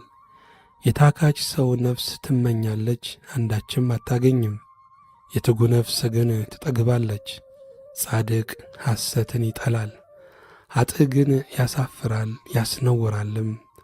በመንገዱ ያለ ነውር የሚሄደውን ጽድቅ ይጠብቀዋል፣ በመንገዱ ያለ ነውር የሚሄደውን ጽድቅ ይጠብቀዋል። ኀጢአት ግን ኀጢአተኛውን ይጠላዋል። ራሱን ባለጠጋ የሚያስመስል ሰው አለ፣ ነገር ግን አንዳች የለውም። ራሱን ድሃ የሚያስመስል አለ፣ ነገር ግን እጅግ ባለጠግነት አለው። ለሰው ነፍስ ቤዛው ሀብቱ ነው፣ ድሃ ግን ተግሣጽን አይሰማም። ሁልጊዜ ለጻድቃን ብርሃን ነው፣ የኃጥአን መብራት ግን ይጠፋል። በትዕቢት ጥበብ ብቻ ይሆናል፣ ጥበብ ግን ምክርን በሚቀበሉ ዘንድ ናት። በችኮላ የምትከማች ሀብት ትጐድላለች፣ ጥቂት በጥቂት የተከማቸች ግን ትበዛለች። የምትዘገይ ተስፋ ልብን ታሳዝናለች፣ የተገኘች ፈቃድ ግን የሕይወት ዛፍ ናት። ትእዛዝን የሚያቃልል በትእዛዝ ተይዞ ይጠፋል፣ ትእዛዝን የሚፈራ ግን በደህንነት ይኖራል። ሰው ከሞት ወጥመድ ያመልጥ ዘንድ የጠቢብ ሰው ትምህርት የሕይወት ምንጭ ነው። መልካም እውቀት ሞገስን ይሰጣል፣ የወስላቶች መንገድ ግን ሸካራ ናት። ብልህ ሁሉ በእውቀት ይሠራል፣ ሰነፍ ግን ስንፍናውን ይገልጣል። መጥፎ መልእክተኛ በክፉ ላይ ይወድቃል፣ የታመነ መልእክተኛ ግን ፈውስ ነው። ድህነትና ነውር ተግሣጽን ቸል ለሚሉ ነው፣ ዘለፋን የሚሰማ ግን ይከብራል። የተፈጸመች ፈቃድ ሰውነትን ደስ ታሰኛለች። ሰነፎች ግን ከክፉ መራቅን ይጸየፋሉ። ከጠቢባን ጋር የሚሄድ ጠቢብ ይሆናል፣ የሰነፎች ባልንጀራ ግን ክፉ መከራን ይቀበላል። ክፉ ነገር ኀጢአተኞችን ያሳድዳቸዋል፣ ጻድቃን ግን መልካሙን ዋጋ ይቀበላሉ። ጻድቅ ሰው ለልጅ ልጆቹ ያወርሳል፣ የኀጢአተኛ ብልጥግና ግን ለጻድቅ ትበቀላለች። የኀጢአተኛ ብልጥግና ግን ለጻድቅ ትጠበቃለች። በድሆች እርሻ ላይ ብዙ ሲሳይ አለ። ከፍርድ መጉደል የተነሣ ግን ይጠፋል። በበትር ከመምታት የሚራራ ሰው ልጁን ይጠላል። ልጁን የሚወድ ግን ተግቶ ይገሥጻል። ጻድቅ ሰውነቱ እስክትጠግብ ድረስ ይበላል፣ የኃጥአን ሆድ ግን ይራባል። ምስጋና ለእግዚአብሔር ይሁን። መጽሐፈ ምሳሌ ምዕራፍ 14 ብልሃተኛ ሴት ቤቷን ትሠራለች፣ ሰነፍ ሴት ግን በእጇ ታፈርሰዋለች። በቅን የሚሄድ ሰው እግዚአብሔርን ይፈራል፣ መንገዱን የሚያጣምም ግን ይንቀዋል። በሰነፍ አፍ የትዕቢት በትር አለ፣ የጠቢባን ከንፈር ግን ትጠብቃቸዋለች። በሬ በሌለበት ስፍራ እህል አይገኝም፣ ብዙ ሲሳይ ግን በበሬዎች ኃይል ነው። የታመነ ምስክር አይዋሽም፣ የሐሰት ምስክር ግን በሐሰት ይናገራል። ፌዘኛ ሰው ጥበብን ይፈልጋል አያገኛትም፣ ላስተዋይ ግን ዕውቀትን ማግኘት አያስቸግረውም። ከሰነፍ ሰው ፊት ራቅ፣ በእርሱ ዘንድ የዕውቀትን ከንፈር አታገኝምና። የብልህ ሰው ጥበብ መንገዱን ያስተውል ዘንድ ነው፣ የሰነፎች ስንፍና ግን ሽንገላ ነው። ሰነፍ በኀጢአት ያፌዛል፣ በቅኖች መካከል ግን ቸርነት አለች። የራሱን ሐዘን ልብ ያውቃል፣ ከደስታውም ጋር ሌላ ሰው አይገናኝም። የኃጥአን ቤት ይፈርሳል፣ የቅኖች ማደሪያ ግን ያብባል። ለሰው ቅን የምትመስል መንገድ አለች፣ ፍጻሜዋ ግን የሞት መንገድ ነው። በሳቅ ደግሞ ልብ ያዝናል፣ የደስታን ፍጻሜ ልቅሶ ነው። ልቡን ከጽድቅ የሚመልስ ሰው ከመንገዱ ፍሬ ይጠግባል። ጻድቅም ሰው ደግሞ በራሱ የዋህ ቃልን ሁሉ ያምናል፣ ብልህ ግን አካሄድን ይመለከታል። ጠቢብ ሰው ይፈራል ከክፉም ይሸሻል፣ ሰነፍ ግን ራሱን ታምኖ ይኰራል። ቁጡ ሰው በስንፍና ይሠራል፣ አስተዋይ ግን ይታገሳል። አላዋቂዎች ሰዎች ስንፍናን ይወርሳሉ፣ ብልሆች ግን ዕውቀትን እንደ ዘውድ ይጭናሉ። ኀጢአተኞች በደጎች ፊት ይጎነበሳሉ፣ ኀጥአንም በጻድቃን በር። ድሃ በባልንጀራው ዘንድ የተጠላ ነው፣ የባለጠጋ ወዳጆች ግን ብዙዎች ናቸው። ባልንጀራውን የሚንቅ ይበድላል፣ ለድሃ ግን የሚራራ ምስጉን ነው። ክፉ የሚያደርጉ ይስታሉ፣ ምሕረትና እውነት ግን መልካምን ለሚያደርጉ ናቸው። በድካም ሁሉ ልምላሜ ይገኛል፣ ብዙ ነገር በሚናገር ከንፈር ግን ድህነት ብቻ አለ። የጠቢባን ዘውድ ባለጠግነታቸው ነው፣ የሰነፎች ስንፍና ግን ስንፍና ነው። እውነተኛ ምስክር ነፍሶችን ያድናል፣ እግዚአብሔርን ለሚፈራ ጠንካራ መታመን አለው፣ ለልጆቹም መጠጊያ ይኖራል። ሰው ከሞት ወጥመድ ያመልጥ ዘንድ እግዚአብሔርን መፍራት የሕይወት ምንጭ ነው። የንጉሥ ክብር በሕዝብ ብዛት ነው፣ በሰው ጥቂትነት ግን የገዢ ጥፋት አለ። ለትዕግሥተኛ ሰው ብዙ ማስተዋል አለው፣ ቁጡ ግን ስንፍናውን ከፍ ከፍ ያደርጋል። ትሑት ልብ የሥጋ ሕይወት ነው፣ ቅንዓት ግን አጥንትን ያነቅዛል። ድሃን የሚያስጨንቅ ፈጣሪውን ይሰድባል፣ ለድሃ ምሕረት የሚያደርግ ግን ያከብረዋል። ኃጥእ በክፋቱ ይደፋል፣ ጻድቅ ግን በእውነት ይታመናል። በአዋቂ ልብ ጥበብ ትቀመጣለች፣ በሰነፎች ውስጥ ግን አትታወቅም። ጽድቅ ሕዝብን ከፍ ከፍ ታደርጋለች፣ ኀጢአት ግን ሕዝብን ታስነውራለች። አስተዋይ አገልጋይ በንጉሥ ዘንድ ይወደዳል፣ በሚያሳፍር ላይ ግን ቁጣው ይሆናል። ምስጋና ለእግዚአብሔር ይሁን። መጽሐፈ ምሳሌ ምዕራፍ 15 የለዘበች መልስ ቁጣን ትመልሳለች፣ ሸካራ ቃል ግን ቁጣን ታስነሳለች። የጠቢባን ምላስ ዕውቀትን ያሳምራል፣ የሰነፎች አፍ ግን ስንፍናን ያፈልቃል። የእግዚአብሔር ዐይኖች በስፍራ ሁሉ ናቸው፣ ክፉዎችንና ደጎችን ይመለከታሉ። ፈዋሽ ምላስ የሕይወት ዛፍ ነው፣ የጠማማ ምላስ ግን ነፍስን ይሰብራል። ሰነፍ የአባቱን ተግሣጽ ይንቃል፣ ዘለፋን የሚቀበል ግን አእምሮ የበዛ ነው።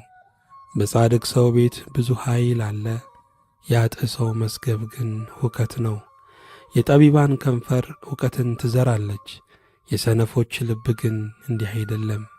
የኃጥአን መሥዋዕት በእግዚአብሔር ዘንድ አጸያፊ ነው፣ የቅኖች ጸሎት ግን በእርሱ ዘንድ የተወደደ ነው። የኃጥአን መንገድ በእግዚአብሔር ዘንድ አጸያፊ ነው፣ እርሱ ግን ጽድቅን የሚከተል ይወድዳል። ክፉ መቅሰፍት መንገድን በተወ ሰው ላይ ይመጣል። ዘለፋን የሚጠላ ይሞታል። ሲኦልና ጥፋት በእግዚአብሔር ፊት የታወቁ ናቸው። ይልቁንም የሰዎች ልብ የታወቀ ነው። ፌዘኛ ሰው የሚዘልፈውን አይወድድም፣ ወደ ጠቢባንም አይሄድም። ደስ ያለው ልብ ፊትን ያበራል፣ በልብ ሐዘን ግን ነፍስ ትሰበራለች። የአዋቂ ልብ ዕውቀትን ይፈልጋል፣ የሰነፎች አፍ ግን በስንፍና ይሰማራል። ልቡ የሚያዝን ሰው ዘመኑ ሁሉ የከፋች ናት፣ የልብ ደስታ ግን ሁል ጊዜ እንደ ግብዣ ነው። እግዚአብሔርን ከመፍራት ጋር ያለ ጥቂት ነገር ሁከት ካለበት ከብዙ መዝገብ ይሻላል። የጎመን ወጥ በፍቅር መብላት የሰባ ፍሪዳን ጥል ባለበት ዘንድ ከመብላት ይሻላል። ቁጡ ሰው ጠብን ያነሳሳል፣ ትዕግሥተኛ ሰው ግን ጸጥ ያሰኘዋል። የታካች መንገድ እንደ እሾህ አጥር ናት፣ የጻድቃን መንገድ ግን የተደለደለች ናት። ጠቢብ ልጅ አባቱን ደስ ያሰኛል፣ ሰነፍ ልጅ ግን እናቱን ይንቃል። ልብ ለሌለው ሰው ስንፍና ደስታ ናት፣ አስተዋይ ግን አካሄዱን ያቀናል። ምክር ከሌለች ዘንድ የታሰበው ሳይሳካ ይቀራል፣ መካሮች በበዙበት ዘንድ ግን ይጸናል። ሰው በአፉ መልስ ደስ ይለዋል፣ ቃልም በጊዜው ምንኛ መልካም ነው። በታች ካለው ከሲኦል ያመልጥ ዘንድ የሕይወት መንገድ አስተዋዩን ሰው ወደ ላይ ይወስደዋል። እግዚአብሔር የትዕቢተኞችን ቤት ይነቅላል፣ የባልቴትን ዳርቻ ግን ያጸናል። የበደለኛ ሐሳብ በእግዚአብሔር ዘንድ አጸያፊ ናት፣ ያማረ ቃል ግን ጥሩ ነው። ትርፍ ለማግኘት የሚሳሳ ሰው የራሱን ቤት ያውቃል፣ መማለጃን የሚጠላ ግን በሕይወት ይኖራል። የጻድቅ ልብ መልሱን ያስባል፣ የኃጥአን አፍ ግን ክፋትን ያፈልቃል። እግዚአብሔር ከኃጥአን ይርቃል፣ የጻድቃንን ጸሎት ግን ይሰማል። የዓይን ብርሃን ልብን ደስ ያሰኛል፣ መልካም ወሬም አጥንትን ያለመልማል። የሕይወትን ተግሣጽ የሚሰማ ጆሮ በጠቢባን መካከል ይኖራል። ተግሣጽን ቸል የሚል የራሱን ነፍስ ይንቃል፣ ዘለፋን የሚሰማ ግን አእምሮ ያገኛል። እግዚአብሔርን መፍራት የጥበብ ትምህርት ነው፣ ትሕትናም ክብርን ትቀድማለች። ምስጋና ለእግዚአብሔር ይሁን፣ አሜን። መጽሐፈ ምሳሌ ምዕራፍ 16 የልብ መዘጋጀት ከሰው ነው፣ የምላስ መልስ ግን ከእግዚአብሔር ዘንድ ነው። የሰው መንገድ ሁሉ በዓይኖቹ ፊት ንጹሕ ነው፣ እግዚአብሔር ግን መንፈስን ይመዝናል። ሥራህን ለእግዚአብሔር አደራ ስጥ፣ ሐሳብህም ትጸናለች። እግዚአብሔር ሁሉን ለእርሱ ለራሱ ፈጠረ፣ ኃጥእን ደግሞ ለክፉ ቀን። በልቡ የታበየ ሁሉ በእግዚአብሔር ዘንድ ርኩስ ነው። እጅ በእጅም ሳይከታ አይቀርም። በምሕረትና በእውነት ኀጢአት ትሰረያለች። እግዚአብሔርንም በመፍራት ሰው ከክፋት ይመለሳል። የሰው አካሄድ እግዚአብሔርን ደስ ያሰኘው እንደሆነ በእርሱና በጠላቶቹ መካከልስ እንኳ ሰላምን ያደርጋል። በጽድቅ የሚገኝ ጥቂት ነገር በዓመፅ ከሚገኝ ከብዙ ትርፍ ይሻላል። የሰው ልብ መንገዱን ያዘጋጃል፣ እግዚአብሔር ግን አካሄዱን ያቀናለታል። የእግዚአብሔር ብይን በንጉሥ አፍ ነው፣ አፉን በፍርድ አይስትም። እውነተኛ ሚዛንና መመዘኛ የእግዚአብሔር ናቸው። የከረጢት መመዘኛዎች ሁሉ የእርሱ ሥራ ናቸው። ግፍን መሥራት በንጉሥ ዘንድ ጸያፍ ነገር ነው። ዙፋን በጽድቅ ይጸናልና የጽድቅ ከንፈር የነገሥታት ደስታ ናት። በቅን የሚናገር እርሱንም ይወድዱታል። የንጉሥ ቁጣ እንደ ሞት መልእክተኛ ነው፣ ጠቢብ ሰው ግን ያቆላምጠዋል። በንጉሥ ፊት ብርሃን ዘንድ ሕይወት አለ፣ መልካም ፈቃዱም እንደ በልግ ዝናብ ደመና ነው። ጥበብን ማግኘት ምንኛ ከወርቅ ይሻላል፣ ማስተዋልንም ማግኘት ከብር ይልቅ የሚመረጥ ነው። የቅኖች መንገድ ከክፋት መራቅ ነው፣ መንገዱን የሚጠብቅ ነፍሱን ይጠብቃል። ትዕቢት ጥፋትን፣ ኩሩ መንፈስም ውድቀትን ይቀድማል። ከእቡያን ጋር ምርኮ ከመካፈል ከትሑታን ጋር በተዋረደ መንፈስ መሆን ይሻላል። ቃልን የሚያዳምጥ መልካም ነገርን ያገኛል። በእግዚአብሔር የታመነ ምስጉን ነው። ልቡ ጠቢብ የሆነ አስተዋይ ይባላል። በከንፈሩም ጣፋጭ የሆነ ትምህርትን ያበዛል። ገንዘብ ላደረገው ሰው ዕውቀት የሕይወት ምንጭ ነው። ስንፍና ግን የሰነፎች ቅጣት ነው። የጠቢብ ልብ አፉን ያስተምራል፣ ለከንፈሩም ትምህርትን ይጨምራል።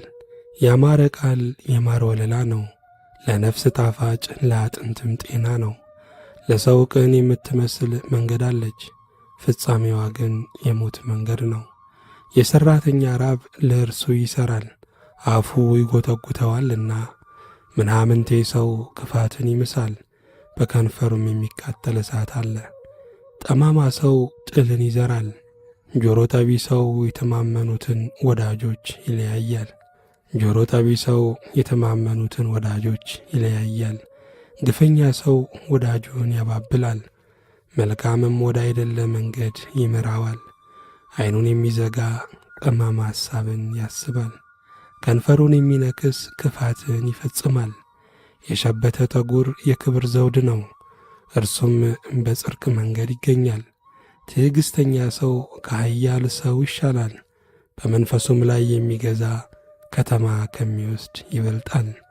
ዕጣ በጉያ ይጣላል፣ መደቧ ሁሉ ግን ከእግዚአብሔር ዘንድ ነው።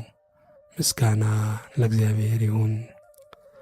መጽሐፈ ምሳሌ ምዕራፍ 17 ጥል ባለበት ዘንድ እርድ ከሞላበት ቤት በጸጥታ ደረቅ ቁራሽ ይሻላል። አስተዋይ ባሪያ ነውረኛውን ልጅ ይገዛል፣ በወንድማማች መካከል ርስትን ይከፋፈላል። ማቅለጫ ለብር ጋውር ለወርቅ ነው፣ እግዚአብሔር ግን ልብን ይፈትናል። ክፉ ሰው የበደለኛን ከንፈር ይሰማል፣ ሐሰተኛም ወደ ተንኰለኛ ምላስ ያደምጣል። በድሃ የሚያላግጥ ፈጣሪውን ይሰድባል፣ በጥፋትም ደስ የሚለው ሳይቀጣ አይቀርም። የሽማግሌዎች አክሊል የልጅ ልጆች ናቸው፣ የልጆችም ክብር አባቶቻቸው ናቸው። ለሰነፍ የኩራት አነጋገር አይገባውም፣ ይልቁንም ሐሰተኛ ከንፈር ለመኮነን አይገባውም። ገንዘብ ባደረገው ፊት መማለጃ እንደ ተዋበ ዕንቁ ነው፣ ወደ ዞረበትም ስፍራ ሁሉ ሥራውን ያቀናል። ኀጢአትን የሚከድን ሰው ፍቅርን ይሻል፣ ነገርን የሚደጋግም ግን የተማመኑትን ወዳጆች ይለያያል። 100 ግርፋት በሰነፍ ጠልቆ ከሚገባ ይልቅ ተግሣጽ ባስተዋይ ሰው ጠልቆ ወደ ልቡ ይገባል። ክፉ ሰው ዓመፃን ብቻ ይሻል፣ ስለዚህ ጨካኝ መልአክ ይላክበታል። ሰነፍን በስንፍናው ከመገናኘት ልጆቿ የተነጠቁባትን ድብ መገናኘት ይሻላል። በመልካም ፋንታ ክፉን የሚመልስ ክፉ ነገር ከቤቱ አትርቅም። የጠብ መጀመሪያ እንደ ውሃ አፈሳሰስ ነው። ስለዚህ ጠብ ሳይበረታ አንተ ክርክርን ተው። ኃጥኡን የሚያጸድቅና በጻድቁ ላይ የሚፈርድ ሁለቱ በእግዚአብሔር ዘንድ አጸያፊዎች ናቸው። በሰነፍ እጅ የጥበብ መግዣ ገንዘብ መኖሩ ስለምንድን ነው? ጥበብን ይገዛ ዘንድ አእምሮ የለውምና። ወዳጅ በዘመኑ ሁሉ ይወደዳል፣ ወንድምም ለመከራ ይወለዳል። አእምሮ የጎደለው ሰው አጋና ይመታል፣ በባልንጀራውም ፊት ይዋሳል። ዓመፃን የሚወድድ ክርክርን ይወድዳል፣ ደጁንም ዘለግ የሚያደርግ ውድቀትን ይሻል። ጠማማ ልብ ያለው መልካምን አያገኝም፣ ምላሱንም የሚገለብጥ በክፉ ላይ ይወድቃል። ሰነፍን የሚወልድ ሐዘን ይሆንበታል፣ የደንቆሮ ልጅም አባት ደስ አይለውም። ደስ ያላት ልብ መልካም መድኃኒት ናት፣ ያዘነች ነፍስ ግን አጥንትን ታደርቃለች። ኃጥእ የፍርድን መንገድ ለማጥመም ከብብት መማለጃን ይወስዳል። በአስተዋይ ፊት ጥበብ ትኖራለች፣ የሰነፍ ዓይን ግን በምድር ዳርቻ ነው። ሰነፍ ልጅ ለአባቱ ጸጸት ነው፣ ለወለደችው ምሬት ነው። ጻድቅን መቅጣት ጨዋ ሰውንም በጻድቅነቱ መምታት መልካም አይደለም። ጥቂት ቃልን የሚናገር አዋቂ ነው፣ መንፈሱም ቀዝቃዛ የሆነ አስተዋይ ነው። ሰነፍ ዝም ቢል ጠቢብ ሆኖ ይቆጠራል፣ ከንፈሩንም የሚቆልፍ ባለአእምሮ ነው ይባላል። መጽሐፈ ምሳሌ ምዕራፍ 18 መለየት የሚወድድ ምኞቱን ይከተላል፣ መልካሙንም ጥበብ ሁሉ ይቃወማል። ሰነፍ የጥበብን ነገር አይወድድም፣ በልቡ ያለውን ሁሉ መግለጥ ብቻ ይወዳል እንጂ። አጥ በመጣ ጊዜ ንቀት ደግሞ ይመጣል፣ ነውርም ከስድብ ጋር። የሰው አፍ ቃል የጠለቀ ውሃ ነው፣ የጥበብም ምንጭ ፈሳሽ ወንዝ ነው። የጻድቅ ፍርድ ይጠምም ዘንድ ለአጥም ማድላት መልካም አይደለም። የሰነፍ ከንፈር በጥል ውስጥ ትገባለች፣ አፉን በትንን ትጠራለች። የሰነፍ አፍ ለራሱ ጥፋት ነው፣ ከንፈሩም ለነፍሱ ወጥመድ ነው። የጆሮ ጠቢ ቃል እንደ ጣፋጭ መብል ነው፣ እርሱም እስከ ሆድ ጉርጆዎች ድረስ ይወርዳል። በሥራው ታካች የሚሆን የሀብት አጥፊ ወንድም ነው፣ የእግዚአብሔር ስም የጸና ግንብ ነው። ጻድቅ ወደ እርሱ ሮጦ ከፍ ከፍ ይላል። ለባለጠጋ ሰው ሀብቱ እንደ ጸናች ከተማ ናት፣ በሐሳቡም እንደ ረጅም ቅጥር። ሰው ሳይወድቅ በፊት ልቡ ከፍ ከፍ ይላል፣ ትሕትናም ክብረትን ትቀድማለች። ሳይሰማ ነገርን በሚመልስ ስንፍናና እፍረት ይሆንበታል። የሰው ነፍስ ሕመሙን ይታገሳል፣ የተቀጠቀጠን መንፈስ ግን ማን ያጠነክረዋል? ያስተዋይ ልብ ዕውቀትን ያገኛል፣ የጠቢባን ጆሮ ዕውቀትን ትፈልጋለች። የሰው ስጦታ መንገዱን ታሰፋለታለች፣ በታላላቆችም ፊት ታገባዋለች። ወደ ፍርድ አስቀድሞ የገባ ጻድቅ ይመስላል፣ ባልንጀራው ግን መጥቶ ይመረምረዋል። ዕጣ ክርክርን ትከለክላለች፣ በኃያላንም መካከል ትበይናለች። የተበደለ ወንድም እንደ ጸናች ከተማ ጽኑ ነው፣ ክርክራቸውም እንደ ግንብ ብረት ነው። የሰው ሆድ ከአፉ ፍሬ ይሞላል፣ ከንፈሩም ከሚያፈራው ይጠግባል። ሞትና ሕይወት በምላስ እጅ ናቸው፣ የሚወዷትም ፍሬዋን ይበላሉ። ሚስት ያገኘ በረከትን አገኘ፣ ከእግዚአብሔርም ሞገስን ይቀበላል። ድሃ በትሕትና እየለመነ ይናገራል፣ ባለጠጋ ግን በድፍረት ይመልሳል። ብዙ ወዳጆች ያሉት ሰው ይጠፋል፣ ነገር ግን ከወንድም አብልጦ የሚጠጋጋ ወዳጅ አለ። ምስጋና ለእግዚአብሔር ይሁን። መጽሐፈ ምሳሌ ምዕራፍ 19 በከንፈሩ ከሚወሳልት ሰነፍ ይልቅ ያለ ነውር የሚሄድ ድሃ ይሻላል። ነፍስ ዕውቀት የሌለባት ትሆን ዘንድ መልካም አይደለም፣ እግሩንም የሚያፈጥን ከመንገድ ይስታል። የሰው ስንፍና መንገዱን ታጣምምበታለች፣ ልቡም በእግዚአብሔር ላይ ይቈጣል። ባለጠግነት ብዙ ወዳጆች ይጨምራል፣ የድሃ ወዳጅ ግን ከእርሱ ይርቃል። ሐሰተኛ ምስክር ሳይቀጣ አይቀርም፣ በሐሰት የሚናገር አያመልጥም። ብዙ ሰዎች ለጋሱን ያቆላምጣሉ፣ ስጦታ ለሚሰጥም ሁሉ ወዳጅ ነው። ድሃን ሰው ወንድሞች ሁሉ ይጠሉታል፣ ይልቁንም ወዳጆቹ ከእርሱ ይርቃሉ። እነርሱንም በቃል ቢከተላቸው አንዳች አይረቡትም። ጥበብን የሚያገኝ ነፍሱን ይወድዳል፣ ማስተዋልንም የሚጠብቅ መልካም ነገርን ያገኛል።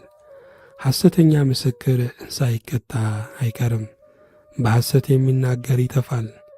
ለሰነፍ ቅምጥልነት አይገባውም፣ ይልቁንም ባሪያ ባለቆች ላይ ይገዛ ዘንድ ሰውን ጠቢብ አእምሮ ከቁጣ ያዘገየዋል። ለበደለኛውም ይቅር ይል ዘንድ ክብር ይሆንለታል። እንደ አንበሳ ግሳት የንጉሥ ቁጣ ነው፣ ሞገሱም በመስክ ላይ እንዳለ ጠል ነው። ሰነፍ ልጅ ለአባቱ ሐዘን ነው፣ ጠበኛም ሚስት እንደማያቋረጥ ነጠብጣብ ናት። ቤትና ባለጠግነት ከአባቶች ዘንድ ይወረሳሉ፣ አስተዋይ ሚስት ግን ከእግዚአብሔር ዘንድ ናት። ተግባር መፍታት እንቅልፍን ታመጣለች፣ የታካችም ነፍስ ትራባለች። ትእዛዝን የሚጠብቅ ነፍሱን ይጠብቃል፣ መንገዱን ቸል የሚል ግን ይጠፋል። ለድሃ ቸርነትን የሚያደርግ ለእግዚአብሔር ያበድራል፣ በጎነቱንም መልሶ ይከፍለዋል። ተስፋ ገና ሳለች ልጅህን ገስጽ፣ መሞቱንም አትሻ። ንዴተኛ ሰው መቀጮ ይከፍላል፣ ብታድነውም ደግሞ ትጨምራለህ። ምክርን ስማ፣ ተግሣጽንም ተቀበል፣ በፍጻሜ ጠቢብ ትሆን ዘንድ። በሰው ልብ ብዙ ሐሳብ አለ፣ የእግዚአብሔር ምክር ግን እርሱ ይጸናል። የሰው ቸርነት የእርሱ ፍሬ ነው፣ ከሐሰተኛ ባለጠጋም እውነተኛ ድሃ ይሻላል። እግዚአብሔርን መፍራት ወደ ሕይወት ይመራል፣ የሚፈራውም ጠግቦ ይኖራል፣ ክፉ ነገርም አያገኘውም። ታካች ሰው እጁን በወጭቱ ያጠልቃታል፣ ወደ አፉስ እንኳን አይመልሳትም። ፌዘኛን ብትገርፈው አላዋቂ ብልሃተኛ ይሆናል፣ አስተዋይን ሰው ብትገስጸው እውቀትን ያገኛል። አባቱን የሚያስከፋ እናቱንም የሚያሳድድ የሚያሳፍርና ጎስቋላ ልጅ ነው። ልጄ ሆይ ተግሣጽን ከሰማ በኋላ ከእውቀት ቃል መሳሳትን ተው። ወስላታ ምስክር በፍርድ ያፌዛል፣ የኀጣንም አፍ ክፋትን ይውጣል። ለሚያፌዙ ሰዎች ፍርድ ተዘጋጅታለች፣ ለሰነፎችም ጀርባ በትር። ምስጋና ለእግዚአብሔር ይሁን። መጽሐፈ ምሳሌ ምዕራፍ 20 የወይን ጠጅ ፌዘኛ ያደርጋል፣ ብርቱ መጠጥም ጠበኛ ያደርጋል። በዚህም የሳተ ሁሉ ጠቢብ አይደለም። የንጉሥ ቁጣ እንደ አንበሳ ግሳት ነው፣ የሚያስቆጣውም ሰው የራሱን ነፍስ ይበድላል። ከክርክር ይርቅ ዘንድ ለሰው ክብሩ ነው፣ ሰነፍ ሁሉ ግን እንዲህ ባለ ነገር ይጣመራል። ታካች ሰው በብርድ ምክንያት አያርስም፣ ስለዚህ በመከር ይለምናል፣ ምንም አያገኝም። ምክር በሰው ልብ እንደ ጠሊቅ ውሃ ነው፣ አእምሮ ያለው ሰው ግን ይቀዳዋል። ብዙ ሰዎች ቸርነታቸውን ያወራሉ፣ የታመነውን ሰው ግን ማን ያገኘዋል? ጻድቅ ያለ ነውር ይሄዳል፣ ልጆቹም ከእርሱ በኋላ ምስጉኖች ናቸው።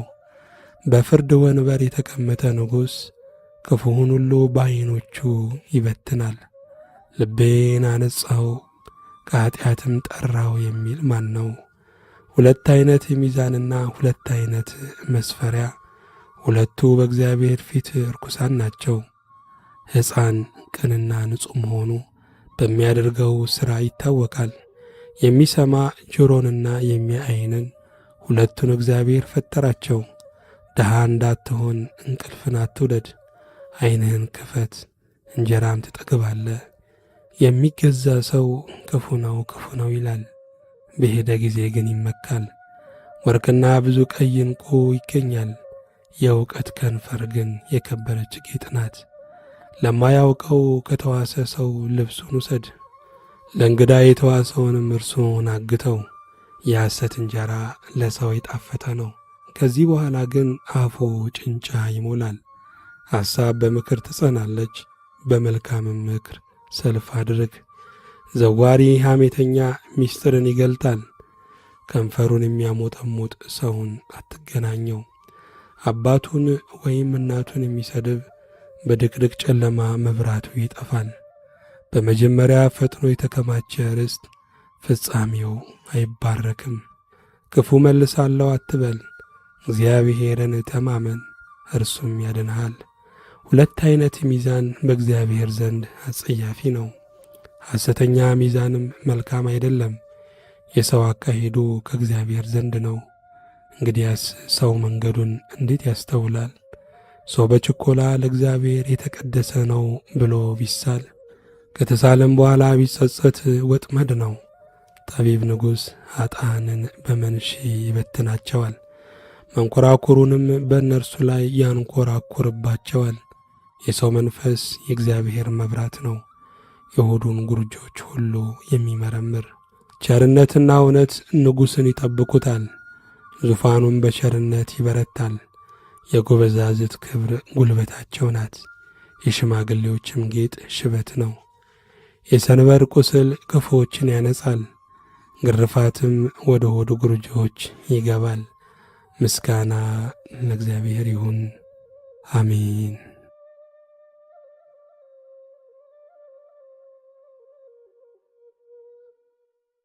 መጽሐፈ ምሳሌ ምዕራፍ 21 የንጉሥ ልብ እንደ ውኃ ፈሳሾች በእግዚአብሔር እጅ ነው፣ ወደ ወደደውም ያዘነብለዋል።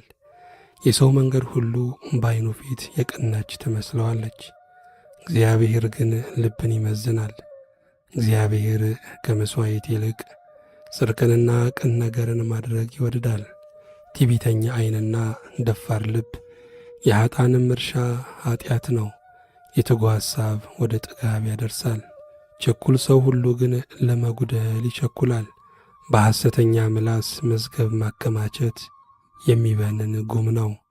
ይህን የሚፈልጉ ሞትን ይፈልጋሉ፣ ቅን ነገርን ያደርጉ ዘንድ አይወዱምና።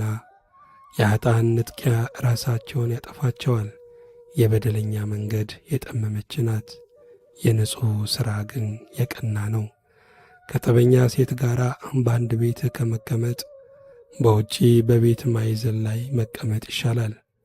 የኀጥእ ነፍስ ክፉን ትመኛለች፣ በፊቱም ባልንጀራው ሞገስን አያገኝም። ፌዘኛ ቅጣትን በተቀበለ ጊዜ አላዋቂ ሰው ጥበብን ያገኛል። ጠቢብም ቢማር እውቀትን ይቀበላል። ጻድቅ ስለ ኀጥእ ቤት ያስባል፣ ኀጥኣንም ለጥፋት እንደ ተገለበጡ። የድሃውን ጩኸት እንዳይሰማ ጆሮውን የሚደፍን ሰው እርሱ ራሱ ይጮኻል አይሰማለትምም። ስጦታ በስውር ቁጣን ታጠፋለች፣ የብብትም ውስጥ ጉቦ ጽኑ ቁጣን ታበርዳለች።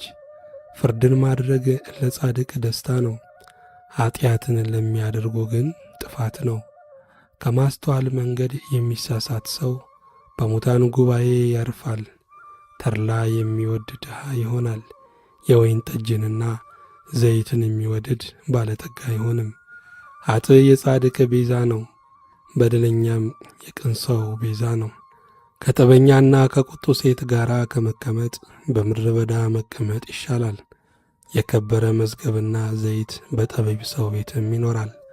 አእምሮ የሌለው ሰው ግን ይውጠዋል። ጽድቅንና ምሕረትን የሚከተል ሕይወትንና ጽድቅን ክብርንም ያገኛል። ጠቢብ የኃያላንን ከተማ ይገባባታል፣ የሚታመኑበትንም ኃይል ያፈርሳል። አፉንና ምላሱን የሚጠብቅ ነፍሱን ከመከራ ይጠብቃል። ኩሩና ተጓዳጅ ሰው ፌዘኛ ይባላል፣ እርሱም በትዕቢት ቁጣ ያደርጋል። ታካችን ምኞቱ ትገድለዋለች፣ እጆቹ ይሰሩ ዘንድ አይፈቅዱምና። ኀጥእ ቀኑን ሁሉ ምኞትን ይመኛል፣ ጻድቅ ግን ይሰጣል አይሰስትም። የኀጥኣን መሥዋዕት አጸያፊ ነው፣ ይልቁንም በክፉ ሐሳብ ሲያቀርቡት አጸያፊ ነው። ሐሰተኛ ምስክር ይጠፋል፣ የሚሰማ ሰው ግን ተጠንቅቆ ይናገራል። ኀጥእ ፊቱን ያጠነክራል፣ ቅን ሰው ግን መንገዱን ያጸናል። ጥበብ ወይም ማስተዋል ወይም ምክር በእግዚአብሔር ላይ የለም።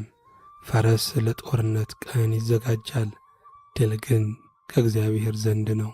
ምስጋና ለእግዚአብሔር ይሁን።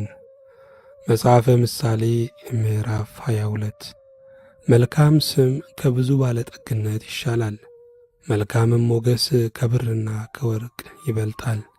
ባለጠጋና ድሃ ተገናኙ፣ እግዚአብሔር የሁላቸው ፈጣሪ ነው። ብልህ ሰው ክፉን አይቶ ይሸሸጋል፣ አላዋቂዎች ግን አልፈው ይጎዳሉ። ትሕትናና እግዚአብሔርን መፍራት ባለጠግነት ክብር ሕይወትም ነው። እሾህና ወጥመድ በጠማማ ሰው መንገድ ናቸው፣ ነፍሱን ግን የሚጠብቅ ከእነርሱ ይርቃል።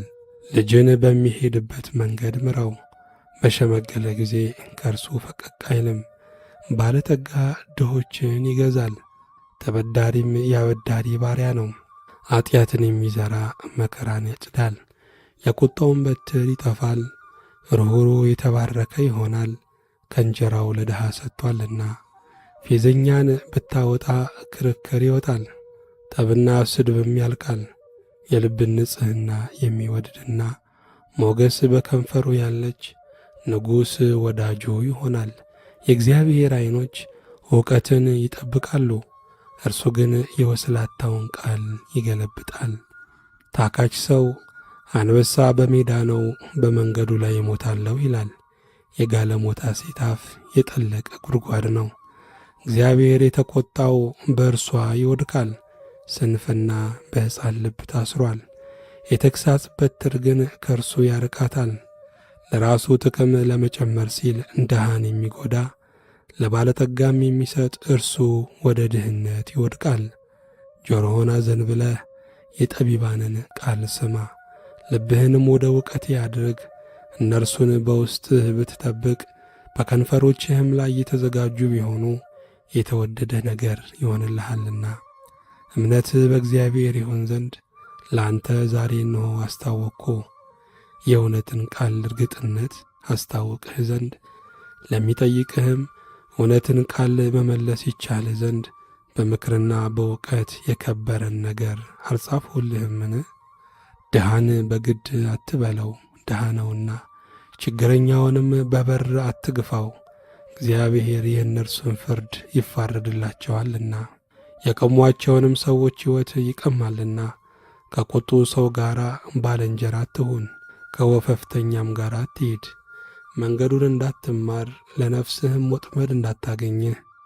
እጃቸውን አጋና እንደሚማቱ ለባለዕዳዎች እንደሚዋሱ አትሁን። የምትከፍለው ባይኖር ምንጣፍህን ከበታችህ ስለምን ይወስዳል? አባቶች የሠሩትን የቀድሞውን የድንበር ምልክት አታፍልስ።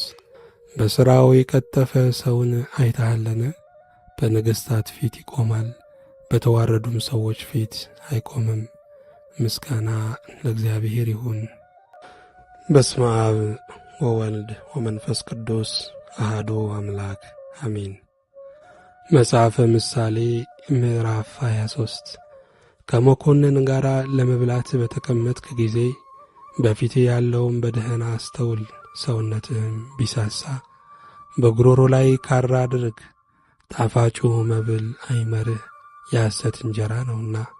ባለጠጋ ለመሆን አትድከም፣ የገዛ ራስህን ማስተዋል ተው። በእርሱ ላይ ዐይንህን ብታዘወትርበት ይጠፋል። ባለጠግነት ወደ ሰማይ እንደሚበር እንደ ንስር ለራሱ ክንፍ ያበጃልና። የቀናተኛን ሰው እንጀራ አትብላ፣ ጣፋጩ መብልም አይመርህ። በልቡ እንዳሰበ እንዲሁ ነውና። ብላ ጠጣ ይልሃል፣ ልቡ ግን ካንተ ጋር አይደለም። የበላኸውን መብል ትተፋዋለህ፣ ያማረውንም ቃልህንም ታጠፋዋለህ። በሰነፍ ጆሮ አንዳች አትናገር፣ የቃልህን ጥበብ ያፌዝብሃልና። የቀድሞውንም የድንበር ምልክት አታፍልስ። ወደ ድሃ አደጎች እርሻ አትግባ፣ ታዳጊያቸው ጽኑ ነውና፣ እርሱም ፍርዳቸውን ካንተ ጋር ይፋረዳልና። ልብህን ለተግሣጽ ስጥ፣ ጆሮውንም ወደ እውቀት ቃል። ሕፃንን ከመቅጣት ቸል አትበል፣ በበትር ብትመተው አይሞትምና። በበትር ትመተዋለህ፣ ነፍሱንም ትታደጋለህ። ልጄ ሆይ ልብህ ጠቢብ ቢሆን ልቤ ደግሞ ደስ ይለዋል። ከንፈሮችህም በቅን ቢናገሩ ኩላሊቶቼ ደስ ይላቸዋል።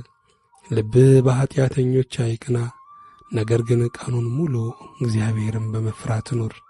በእውነት ፍጻሜ አለህና ተስፋም አይጠፋምና። ልጄ ሆይ ስማ፣ ጠቢብም ሁን፣ ልብህንም በቀናው መንገድ ምራ። የወይን ጠጅ ከሚጠጡ ጋር አትቀመጥ፣ ለሥጋም ከሚሳሱ ጋር። ሰካርና ሆዳም ይደህያሉና፣ የእንቅልፍም ብዛት የተቦጫጨቀ ጨርቅ ያስለብሳልና። የወለደህን አባትህን ስማ፣ እናትህንም ባረጀች ጊዜ አትናቃት። እውነትን ግዛ አትሽጣትም፣ ጥበብን ተግሣጽን ማስተዋልንም። የጻድቅ አባት እጅግ ደስ ይለዋል፣ ጠቢብንም ልጅ የወለደ ሐሴትን ያደርጋል። አባትህና እናትህ ደስ ይበላቸው፣ አንተንም የወለደች ደስ ይበላት። ልጄ ሆይ ልብህን ስጠኝ፣ ዐይኖችህም መንገዴን ይውደዱ። ጋለሞታ ሴት የጠለቀች አዘቅት ናትና፣ ሌላይቱም ሴት የጠበበች ጉድጓድ ናትና። እንደ ሌባ ታደባለች፣ ወስላቶችንም በሰው ልጆች መካከል ታበዛለች። ዋይታ ለማን ነው? ሐዘን ለማን ነው? ጠብ ለማን ነው? ጩኸት ለማን ነው? ያለ ምክንያት መቁሰል ለማን ነው? የዐይን ቅላት ለማን ነው? የወይን ጠጅ በመጠጣት ለሚዘገየው አይደለምን? የተደባለቀ የወይንን ጠጅ ይፈትኑ ዘንድ ለሚከተሉ አይደለምን? ወደ ወይን ጠጅ አትመልከት፣ በቀላ ጊዜ መልኩም በብርሌ ባንጸባረቀ ጊዜ እየጣፈጠም በገባ ጊዜ። በኋላ እንደ እባብ ይነድፋል፣ እንደ ፉኝትም መርዙንም ያፈሳል። ዐይኖች ጋለሞታዎችን ያያሉ፣ ልብህም ጠማማ ነገርን ይናገራል። በባሕር ውስጥም እንደተኛ ትሆናለህ፣ በደቀልም ላይም እንደተኛ። መቱኛውም አልተሰማኝም፣ ጐሰሙኝ አላወቅኩምም። መቼ እነሣለሁ ደግሞ ጨምሬ እሻታለሁ ትላለህ። ምስጋና ለእግዚአብሔር ይሁን። መጽሐፈ ምሳሌ ምዕራፍ 24 ልጄ ሆይ በክፉ ሰዎች አትቅና፣ ከእነሱ ጋርም መሆንን አትውደድ። ልባቸው ግፍን ታስባለችና ከንፈራቸውም ሽንገላን ትናገራለችና። ቤት በጥበብ ይሠራል፣ በማስተዋልም ይጸናል። በእውቀት ከከበረውና ካማረው ሀብት ሁሉ ጓዳዎች ይሞላሉ። ጠቢብ ሰው ብርቱ ነው፣ አዋቂም ሰው ኃይሉን ያበዛል። በመልካም ሥርዓት ሰልፍ ታደርጋለህ፣ ድልም ብዙ ምክር ባለበት ዘንድ ነው። ጥበብ ለሰነፍ ከፍ ብላ የራቀች ናት፣ በበርም አፉን አይከፍትም። ክፉ ለማድረግ የሚያስብ ተንኰለኛ ይባላል፣ የስንፍና ሐሳብ ኀጢአት ነው። ሰዎች የፌዘኛውን ይጸየፉታል፣ በመከራ ቀን ብትላላ ጉልበትህ ጥቂት ነው። ወደ ሞት የሚነዱትን ታደግ፣ ሊታረዱ የተወሰኑትን አድን። እነሆ ይህን አላውቀውም ብትል ልቦችን የሚመረምር እርሱ አያስተውልምን? ነፍስንም የሚመለከት እርሱ አያውቅምን? ለሰውስ ሁሉ እንደ ሥራው አይመልስለትምን? ልጄ ሆይ መልካም ነውና ማር ብላ፣ ወለላም ለጣዕም ጣፋጭ ነው። ጥበብም ለነፍስህ እንዲሁ እንደሚሆን እወቅ። ብታገኘውም ፍጻሜ መልካም ይሆናል፣ ተስፋህም አይጠፋም። እንደ ኃጥእ በጻድቅ ቤት ላይ አትሸምቅ፣ ማደሪያውንም አታውክ። ጻድቅ 7 ጊዜ ይወድቃልና ይነሳማል፣ ኀጥኣን ግን በክፉ ላይ ይወድቃሉ። ጠላት ቢወድቅ ደስ አይበልህ፣ በመሰናከሉም ልብህ ሐሴት አያድርግ። እግዚአብሔር ያንን አይቶ በዓይኑ ክፉ እንዳይሆን ቁጣውንም ከእርሱ እንዳይመልስ ስለ ኀጢአተኞች አትቈጣ፣ በክፎችም ላይ አትቅና። ለኀጢአተኛ የፍጻሜ ተስፋ የለውምና የኀጥኣንም መከራ ይጠፋልና። ልጄ ሆይ እግዚአብሔርንና ንጉሥን ፍራ፣ ከዓመፀኞችም ጋር አትደባለቅ። መከራቸው ድንገት ይነሳልና ከሁለቱ የሚመጣውን ጥፋት ማን ያውቃል?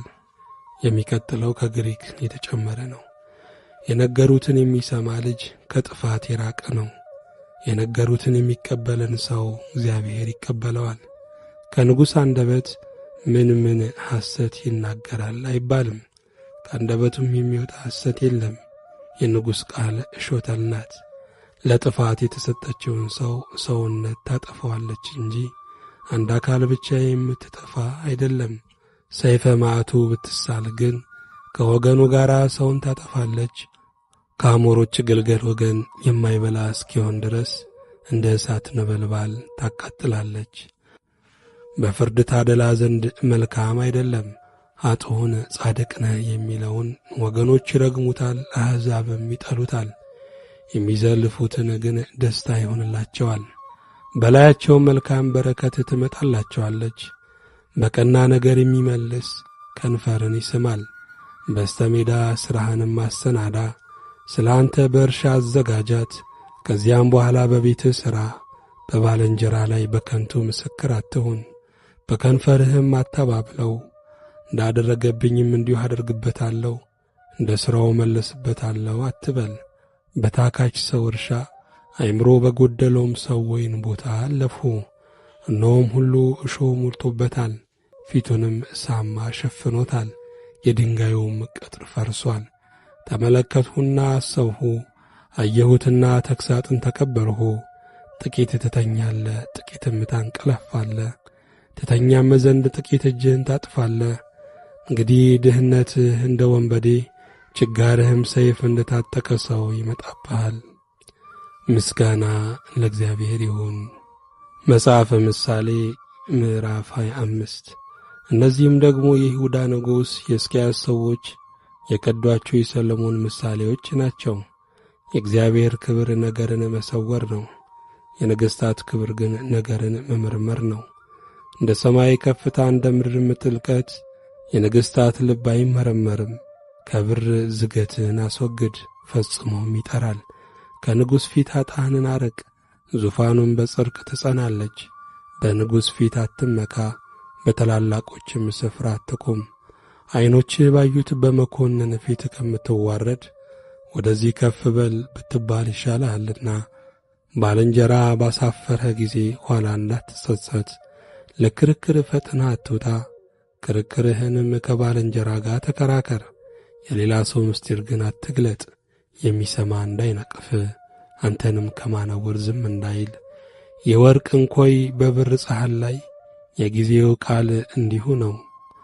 የምትሰማን ጆሮ የሚዘልፍ ጠቢብ ሰው እንደ ወርቅ ጉትቻ እንደሚያንጸባርቅ ዕንቁ እንዲሁ ነው። በመከር ወራትም የውርጭ ጠል ደስ እንደሚያሰኝ እንዲሁ የታመነ መልእክተኛ ለላኩት ነው። የጌቶቹን ነፍስ ያሳርፋልና። ስለ ስጦታው በሐሰት የሚመካ ሰው ዝናብ እንደማይከተለው ደመና ነፋስም ነው። በትዕግሥት አለቃ ይለዝባል፣ የገራም ምላስ አጥንትን ይሰብራል። አጥብቀህ እንዳትጠግብ እንዳትተፋውም፣ ማር ባገኘ ጊዜ የሚበቃህን ብላ። እንዳይሰለችህ እንዳይጠላህም እግርህን ወደ ባልንጀራ ቤት አታዘውትር። በባልንጀራው በሐሰት የሚመሰክር እንደ መዶሻና እንደ ሰይፍ እንደ ተሳለም ፍላጻ ነው። ወስላታውን ሰው በመከራ ጊዜ መተማመን እንደ ተሰበረ ጥርስና እንደ ሰለለ እግር ነው።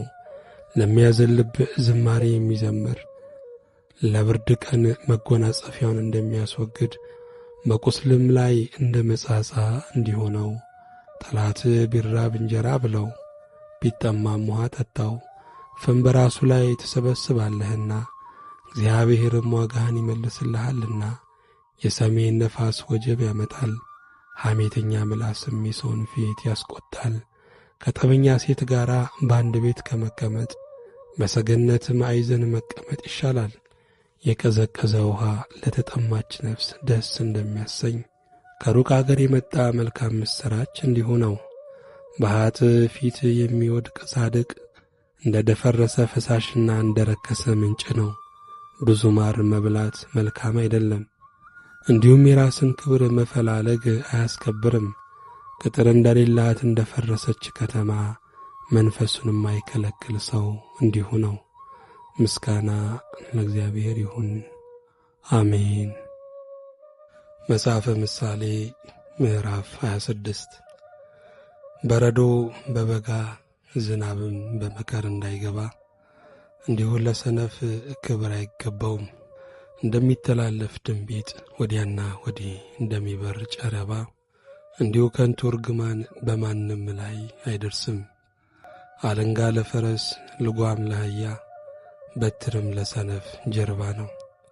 አንተ ደግሞ እርሱን እንዳትመስል ለሰነፍ እንደ ስንፍናው አትመልስለት። ለራሱ ጠቢብ የሆነ እንዳይመስለው ለሰነፍ እንደ ስንፍናው መልስለት። በሰነፍ መልእክተኛ እጅ ነገርን የሚልክ እግሮቹን ይቈርጣል፣ ግፍንም ይጠጣል። እንደሚንጠለጠሉ ያንካሳ እግሮች እንዲሁ ምሳሌ በሰነፎች አፍ ነው። ለሰነፍ ክብርን የሚሰጥ ድንጋይም በወንጨፍ እንደሚያስር ነው። እሾህ በስካር እጅ እንደሚሰካ እንዲሁ ምሳሌ በሰነፎች አፍ ነው። ዋና ሠራተኛ ሁሉን ነገር ይሠራል፣ ሰነፍን የሚቀጥር ግን መንገድ አላፊውን እንደሚቀጥር ነው። ወደ ጥፋቱ እንደሚመለስ ውሻ ስንፍናውን የሚደግም ሰው እንዲሁ ነው። ለራሱ ጠቢብ የሆነ የሚመስለውን ሰው አየኸውን? ከእርሱ ይልቅ ለሰነፍ ተስፋ አለው። ታካች ሰው አንበሳ በመንገድ አለ፣ አንበሳ በጎዳና አለ ይላል። ሳንቃ በማጠፊያው ላይ እንደሚዞር እንዲሁ ታካች ሰው በአልጋው ላይ ይመላለሳል። ታካች ሰው እጁን ወደ ወጭት ያጠልቃል፣ ወደ አፉም ይመልሳት ዘንድ ለእርሱ ድካም ነው። ታካች ሰው በጥበብ ከሚመልሱ ከሰባት ሰዎች ይልቅ ለራሱ ጠቢብ የሆነ ይመስለዋል። አልፎ በሌላው ጥል የሚደባለቅ ውሻን በጅራቱ እንደሚይዝ ነው። ትንታግንና ፍላጻን ሞትንም እንደሚወረውር እንደ እብድ ሰው ባልንጀራውን የሚያታልል በጨዋታ አደረግሁት የሚል ሰውም እንዲሁ ነው። እንጨት ባለቀ ጊዜ እሳት ይጠፋል፣ ጆሮ ጠቢ በሌለበት ዘንድ ጠብ ጸጥ ይላል። ከሰል ፍምን እንጨትም እሳትን እንዲያበዛ እንዲሁ ቁጡ ሰው ጠብን ያበዛል። የጆሮ ጠቢ ቃል እንደ ጣፋጭ መብል ነው፣ እርሱም እስከ ሆድ ጉርጆች ድረስ ይወርዳል። ክፋት በልቡ ሳለ ፍቅርን የሚናገር ከንፈር በብር ዝገት እንደ ተለበጠ የሸክላ ዕቃ ነው። ጠላት በከንፈሩ ተስፋ ይሰጣል፣ በልቡ ግን ተንኰልን ያኖራል። በልቡ 7 ርኵሰት አለበትና በቃሉ አሳምሮ ቢናገርህ አትመነው። ጠላትነቱን በተንኰል የሚሸሽግ ክፋቱ በጉባኤ መካከል ይገለጣል። ጉድጓድን የሚምስ ይወድቅበታል፣ ድንጋይንም የሚያንከባልል ይገለበጥበታል። ሐሰተኛ ምላስ ያቈሰላቸውን ሰዎች ይጠላል፣ ልዝብ አፍም ጥፋትን ያመጣል። ምስጋና ለእግዚአብሔር ይሁን። መጽሐፈ ምሳሌ ምዕራፍ 27 ቀን የሚያመጣውን ምን እንደሆነ አታውቅምና ነገ በሚሆነው አትመካ። ሌላ ያመስግንህ እንጂ አፍህ አይደለም፣ ባድ ሰው እንጂ ከንፈርህ አይደለም። ድንጋይ ከባድ ነው፣ አሸዋም ሸክሙ ጽኑ ነው። ከሁለቱ ግን የሰነፍ ቁጣ ይከብዳል። ቁጣ ምሕረት የሌለው ነው፣ መዓትም እንደ ጎርፍ ነው። በቅንዓት ፊት ግን ማን ይቆማል? የተገለጠ ዘለፋ ከተሰወረ ፍቅር ይሻላል። የወዳጅ ማቁሰል የታመነ ነው፣ የጠላት መሳም ግን የበዛ ነው። የጠገበች ነፍስ የማር ወለላ ትረግጣለች፣ ለተራበች ነፍስ ግን የመረረ ነገር ሁሉ ይጣፍጣታል። ስፍራውን የሚተው ሰው ቤቱን ትቶ እንደሚበር ወፍ ነው።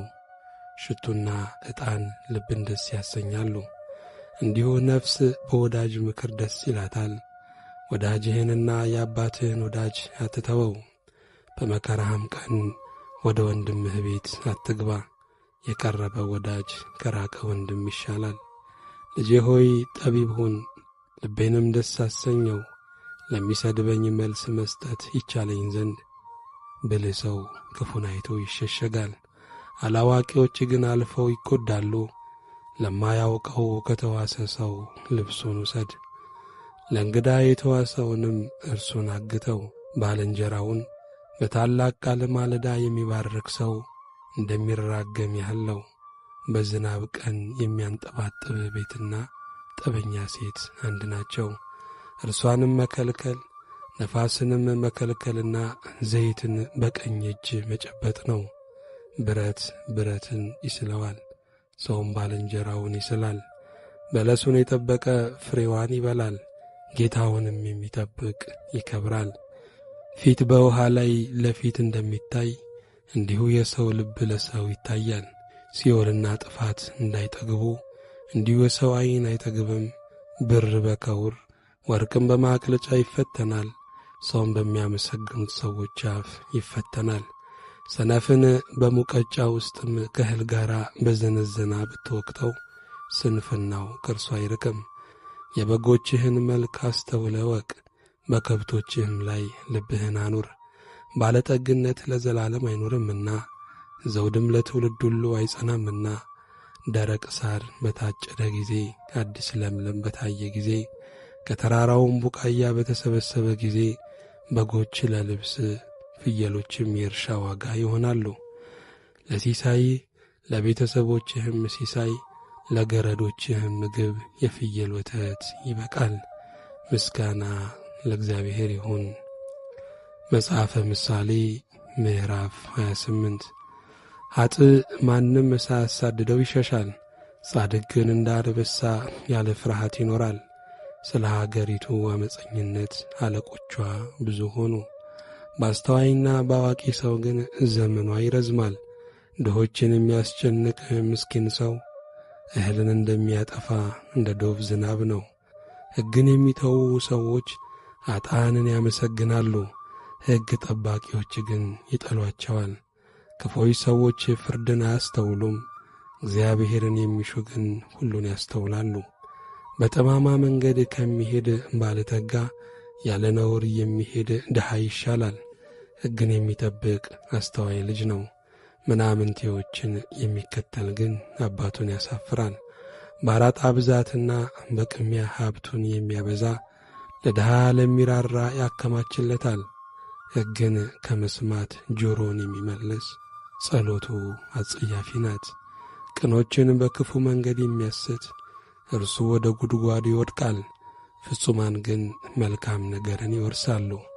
ባለጠጋ ሰው ለራሱ ጠቢብ የሆነ ይመስለዋል፣ አስተዋይ ድሃ ግን ይመረምረዋል። ጻድቃን ድል ባደረጉ ጊዜ ብዙ ክብር አለ። ኀጥኣን ከፍ ከፍ ባሉ ጊዜ ግን ሰው ይሸሸጋል። ኀጢአቱን የሚሰውር አይለማም፣ የሚናዘዝባትና የሚተዋት ግን ምሕረትን ያገኛል። ሁል ጊዜ የሚፈራ ሰው ምስጉን ነው፣ ልቡን የሚያጸና ግን በክፉ ላይ ይወድቃል። በድሃ ሕዝብ ላይ የሚገዛ ክፉ መኮንን እንደሚያገሳ አንበሳና እንደ ተራበ ድብ ነው። አእምሮ የጎደለው መኮንን ትልቅ ግፈኛ ነው። ግፍን የሚጠላ ግን ብዙ ዘመን ይኖራል። የሰው ደም ያለበት ሰው እስከ ጉድጓድ ይሸሻል፣ ማንም አያስጠጋውም። በቅንነት የሚሄድ ይድናል፣ በጠማምነት የሚሄድ ግን ወዲያው ይወድቃል። ምድሩን የሚያርስ እንጀራ ይጠግባል፣ ምናምንቴዎችን የሚከተል ግን ድህነት ይሞላበታል። የታመነ ሰው እጅግ ይባረካል፣ ባለጠጋ ለመሆን የሚቸኩል ግን ሳይቀጣ አይቀርም። ማርላት በቁራሽ እንጀራም መበደል መልካም አይደለም። ምቀኛ ሰው ባለጠጋ ለመሆን ይቸኩላል፣ ችጋርም እንደሚመጣበት አያውቅም። ምላሱን ከሚያጣፍጥ ይልቅ ሰውን የሚገስጽ በኋላ ሞገስ ያገኛል። ከአባቱና ከእናቱ የሚሰርቅ ኀጢአትን አልሠራሁም የሚል የአጥፊ ባልንጀራ ነው። የሚጎመጅ ሰው ክርክርን ያነሳሳል፣ በእግዚአብሔር የሚታመን ግን ይጠግባል። በገዛ ልቡ የሚታመን ሰው ሰነፍ ነው፣ በጥበብ የሚሄድ ግን ይድናል። ለድሃ የሚሰጥ አያጣም፣ ዐይኖቹን የሚጨፍን ግን እጅግ ይረገማል። ኀጥኣን በተነሱ ጊዜ ሰዎች ይሸሸጋሉ፣ እነርሱ በጠፉ ጊዜ ግን ጻድቃን ይበዛሉ። ምስጋና ለእግዚአብሔር ይሁን። መጽሐፈ ምሳሌ ምዕራፍ 29 ብዙ ጊዜ ተዘልፎ አንገቱን የሚያደነደነ ድንገት ይሰበራል፣ ፈውስም የለውም። ጻድቃን በበዙ ጊዜ ሕዝብ ደስ ይለዋል፣ ኀጥኣን በሰለጠኑ ጊዜ ግን ሕዝብ ያለቅሳል። ጥበብን የወደደ ሰው አባቱን ደስ ያሰኛል፣ ጋለሞቶችን የሚከተል ግን ሀብቱን ያጠፋል። ንጉሥ በፍርድ አገሩን ያጸናል፣ መማለጃ የሚወድድ ግን ያፈርሰዋል። ወዳጁን በለዘበ ቃል የሚናገር ሰው ለእግሩ መርበብን ይዘረጋል። በክፉ ሰው ዓመፃ ወጥመድ ይገኛል፣ ጻድቅ ግን ደስ ይለዋል እልልም ይላል። ጻድቅ የድሆችን ፍርድ ይመለከታል፣ ኀጥእ ግን ዕውቀትን አያስተውልም። ፌዘኞች ከተማቸውንም ያቃጥላሉ፣ ጠቢባን ግን ቁጣን ይመልሳሉ። ጠቢብ ከሰነፍ ጋር ቢጣላ ሰነፍ ወይም ይቈጣል ወይም ይስቃል፣ ዕረፍትም የለም። ደምን ለማፍሰስ የሚሹ ሰዎች ፍጹምን ሰው ይጠላሉ፣ ደግሞም የቅኑን ሰው ነፍስ ይሻሉ። ሰነፍ ሰው ቁጣውን ሁሉ ያወጣል፣ ጠቢብ ግን በውስጡ ያስቀረዋል። መኮንን ሐሰተኛ ነገርን ቢያደምጥ ከእርሱ በታች ያሉት ሁሉ ዓመፀኞች ይሆናሉ። ድሃና ግፈኛ ተገናኙ፣ እግዚአብሔር የሁለቱንም ዐይን ያበራል። ለድሃ በእውነት የሚፈርድ ንጉሥ ዙፋኑ ለዘላለም ይጸናል። በትርና ተግሣጽ ጥበብን ይሰጣሉ፣ ያልተቀጣ ብላቴና ግን እናቱን ያሳፍራል። ኀጥኣን ሲበዙ ኀጢአት ትበዛለች፣ ጻድቃን ግን ውድቀታቸውን ያያሉ። ልጅህን ቅጣ ዕረፍትንም ይሰጣል፣ ለነፍስም ተድላን ይሰጣታል። ራእይ ባይኖር ሕዝብ መረን ይሆናል፣ ሕግን የሚጠብቅ ግን የተመሰገነ ነው። ባሪያ በቃል አይገሰጽም፣ ቢያስተውል እንኳ አይመልስምና። በቃሉ የሚቸኩለውን ሰው ብታይ ከእርሱ ይልቅ ለሰነፍ ተስፋ አለው። ባሪያውን ከሕፃንነቱ ጀምሮ በማቀማጠል የሚያሳድግ የኋላ ኋላ እንደ ጌታ ያደርገዋል። ቁጡ ሰው ክርክርን ያነሳሳል፣ ወፈፍተኛ ሰውም ኀጢአትን ያበዛል። ሰውን ትዕቢቱ ያዋርደዋል፣ መንፈሱን የሚያዋርድ ግን ክብርን ይቀበላል። ከሌባ ጋር የሚካፈል ነፍሱን ይጠላል። መርገምን ይሰማል፣ ነገር ግን ምንም አይገልጥም። ሰውን መፍራት ወጥመድ ያመጣል፣ በእግዚአብሔር የሚታመን ግን እርሱ ይጠበቃል። ብዙ ሰዎች የሹምን ፊት ይሻሉ፣ የሰው ፍርድ ግን ከእግዚአብሔር ዘንድ ነው። ኀጢአተኛ በጻድቃን ዘንድ አጸያፊ ነው፣ በቀና መንገድ የሚሄደውም በኀጣን ዘንድ አጸያፊ ነው። ምስጋና ለእግዚአብሔር ይሁን። መጽሐፈ ምሳሌ ምዕራፍ 30 የማሳ አገር ሰው የያቄ ልጅ የአጎር ቃል። ሰውየው ለይትኤልና ለኡካል እንደዚህ ይናገራል። እኔ በእውነት ከሰው ሁሉ ይልቅ ደንቆሮ ነኝ፣ የሰውም ማስተዋል የለብኝም። ጥበብንም አልተማርሁም፣ ቅዱሱንም አላወቅኩትም። ወደ ሰማይ የወጣ የወረደስ ማን ነው? ነፋስንስ በእጁ የጨበጠ ማን ነው? ውሃንስ በልብሱ የቋጠረ ማን ነው? የምድርን ዳርቻ ሁሉ ያጸና ማን ነው? ይህን ታውቅ እንደሆንህ ስሙ ማን? የልጁስ ስም ማን ነው? የእግዚአብሔር ቃል ሁሉ ተፈትናለች፣ እርሱ ለሚታመኑት ጋሻ ነው። እንዳይዘልፍ ሐሰተኛም እንዳትሆን በቃሉ አንዳች አትጨምር። ሁለትን ነገር ካንተ እሻለሁ፣ ሳልሞትም አትከልክለኝ። ከንቱነትንና ሐሰተኛነትን ከኔ ያርቃቸው። ድህነትንና ባለጠግነትን አትስጠኝ፣ ነገር ግን የሚያስፈልገኝን እንጀራ ስጠኝ። እንዳልጠግብ እንዳልክድህም እግዚአብሔርስ ማን ነው እንዳልል፣ ድሃም እንዳልሆነ እንዳልሰርቅም፣ በአምላኬም ስም በሐሰት እንዳልምል። እንዳይሰድብህ በደለኛ እንዳትሆን ባሪያን በጌታው ፊት አትማ። አባቱን የሚረግም እናቱንም የማይባርክ ትውልድ አለ። ለራሱ ንጹሕ የሆነ የሚመስለው ከርኩሰቱ ያልጠራ ትውልድ አለ። ከፍ ከፍ ያሉ ዐይኖች ያሉት ሽፋሽፍቶቹም ወደ ላይ የሚያዩ ትውልድ አለ።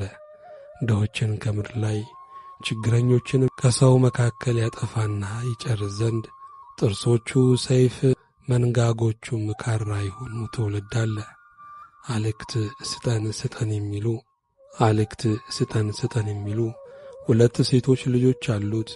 ሦስቱ የማይጠግቡ አራቱም በቃን የማይሉ ናቸው። እነርሱም ሲኦልና የማትወልድ ማኅፀን፣ ውሃ የማትጠግብ ምድርና በቃኝ የማትል እሳት ናቸው። በአባቷ የምታላግጥን የእናቷንም ትእዛዝ የምትንቅን ዐይን የሸለቆ ቁራዎች ይጐጠጕጧታል፣ አሞራዎችም ይበሏታል። 3 ነገር ይገርመኛል፣ አራተኛውንም ከቶ አላስተውለውም። እነርሱም የንስር መንገድ በሰማይ፣ የእባብ መንገድ በድንጋይ ላይ፣ የመርከብ መንገድ በባሕር ላይ፣ የሰውም መንገድ ከቈንጆ ጋር ናቸው። እንዲሁ በልታ አፏን የምታብስ አንዳች ክፉ ነገር አላደረግኩም የምትልም ያመንዝራ ሴት መንገድ ናት። በሦስት ነገር ምድር ትናወጣለች፣ አራተኛውንም ትሸከም ዘንድ አይቻላትም። ባሪያ በነገሠ ጊዜ፣ ሰነፍም እንጀራ በጠገበ ጊዜ፣ የተጠላች ሴት ባል ባገኘች ጊዜ፣ ሴት ባሪያም እመቤቷን በወረሰች ጊዜ። በምድር ላይ 4 ጥቃቅን ፍጥረቶች አሉ፣ እነርሱ ግን እጅግ ጠቢባን ናቸው። ገብረ ጉንዳን ኃይል የሌላቸው ሕዝቦች ናቸው፣ ነገር ግን በበጋ መኖአቸውን ይሰበስባሉ። ሽኮኮዎች ያልበረቱ ሕዝቦች ናቸው፣ ቤታቸውን ግን በቋጥኝ ድንጋይ ውስጥ ያደርጋሉ። አንበጣዎች ንጉሥ የላቸውም፣ ሁላቸው ግን በመልካም ሥርዓት ይሄዳሉ። እንሽላሊት በእጅ ይያዛል፣ በነገሥታት ግቢ ግን ይኖራል። መልካም አረማመድን የሚራመዱ 3 ፍጥረቶች አሉ፣ አራተኛው መልካም አካሄድን ይሄዳል። የአንበሳ ደቦል ከእንስሳ ሁሉ የሚበረታ የማይመለስ እንስሳንም የማይፈራ በእንስቶች መካከል በድፍረት የሚራመድ አውራ ዶሮ፣ መንጋን የሚመራ አውራ ፍየል፣ በሕዝብ ፊት በግልጥ የሚናገር ንጉሥ። ከፍ ከፍ ስትል ስንፍናን ያደረግህ እንደሆነ ክፉም ያሰብህ እንደሆነ እጅም በአፍ ላይ ጫን። ወተት መግፋት ቅቤን ያወጣል፣ አፍንጫንም መጭመቅ ደምን ያወጣል። እንዲሁ ቁጣን መጐተት ጠብን ያወጣል። ምስጋና ለእግዚአብሔር ይሁን። መጽሐፈ ምሳሌ ምዕራፍ 31 እናቱ እርሱን ያስተማረችበት የማሳ ንጉሥ የለሙኤል ቃል። ልጄ ሆይ ምንድን ነው? የሆዴ ልጅ ሆይ ምንድር ነው? የስለቴ ልጅ ሆይ ምንድር ነው? ጉልበትህን ለሴቶች አትስጥ፣ መንገድህንም ነገሥታትን ለሚያጠፉ ለነገሥታት አይገባም። ለሙኤል ሆይ ነገሥታት የወይን ጠጅ ይጠጡ ዘንድ አይገባም፣ መሳፍንትም ብርቱ መጠጥ ወዴት ነው ይሉ ዘንድ እንዳይጠጡና ሕግን እንዳይረሱ የድሃ ልጆችንም ፍርድ እንዳያጓድሉ ለጥፋት ለቀረበው ሰው ብርቱ መጠጥ ስጡት፣ ነፍሱ ለመረረውም የወይን ጠጅ ስጡት። ይጠጣ ድህነቱንም ይርሳ፣ ጉስቁልናውንም ከእንግዲህ ወዲህ አያስብ። አፍህን ስለ ዲዳው ክፈት፣ ተስፋ ስለሌላቸውም ሁሉ ተፋረድ። አፍህን ክፈት በእውነትም ፍረድ፣ ለድሃና ለምስኪን ፍረድ። ልባም ሴትን ማን ሊያገኛት ይችላል? ዋጋዋ ከቀይ ዕንቁ እጅግ ይበልጣል። የባሏ ልብ ይታመንባታል፣ ምርኮም አይጐድልበትም። ዕድሜዋን ሙሉ መልካም ታደርግለታለች፣ ክፉም አታደርግም። የበግ ጠጉርና የተልባ እግር ትፈልጋለች፣ በእጆቿም ደስ ብሏት ትሠራለች። እርሷ እንደ ነጋዴ መርከብ ናት፣ ከሩቅ አገር ምግቧን ትሰበስባለች። ገና ሌሊት ሳለ ትነሳለች፣ ለቤቷም ሰዎች ምግባቸውን ለገረዶቿም ተግባራቸውን ትሰጣለች። እርሻንም ተመልክታ ትገዛለች፣ ከእጇም ፍሬ ወይን ትተክላለች። ወገቧን በኃይል ትታጠቃለች፣ ክንዷንም ታበረታለች። ንግዷ መልካም እንደሆነ ትመለከታለች፣ መብራቷ በሌሊት አይጠፋም። እጇን ወደ አመልማሎ ትዘረጋለች፣ ጣቶቿም እንዝርትን ይይዛሉ። እጇን ወደ ድሃ ትዘረጋለች፣ ወደ ችግረኛም እጇን ትሰድዳለች። ለቤቷ ሰዎች ከበረዶ ብርድ የተነሣ አትፈራም፣ የቤቷ ሰዎች ሁሉ እጥፍ ድርብ የለበሱ ናቸውና። ለራሷ ግብረ መርፌ ስጋጃ ትሠራለች፣ ጥሩ በፍታና ቀይ ግምጃ ትለብሳለች። ባሏ በአገር ሽማግሌዎች መካከል በሸንጎ በተቀመጠ ጊዜ በበር የታወቀ ይሆናል። የበፍታ ቀሚስ እየሠራች ትሸጣለች፣ ለነጋዴም ድግ ትሸጣለች። ብርታትና ከበሬታ ልብሷ ነው፣ በኋላም ዘመን ላይ ትስቃለች። አፏን በጥበብ ትከፍታለች፣ የርኅራኄም ሕግ በምላሷ አለ። የቤቷን ሰዎች አካሄድ በደህና ትመለከታለች፣ የሐኬትንም እንጀራ አትበላም። ልጆቿ ይነሳሉ፣ ምስጋናዋንም ይናገራሉ። ባሏ ደግሞ እንዲህ ብሎ ያመሰግናታል። መልካም ያደረጉ ብዙ ሴቶች አሉ፣ አንቺ ግን ከሁሉ ትበልጫለሽ። ውበት ሐሰት ነው፣ ደም ግባትም ከንቱ ነው። እግዚአብሔርን የምትፈራ ሴት ግን እርሷ ትመሰገናለች። ከእጇ ፍሬ ስጧት፣ ሥራዎቿም በሸንጎ ያመስግኗት። ምስጋና ለእግዚአብሔር ይሁን፣ አሜን።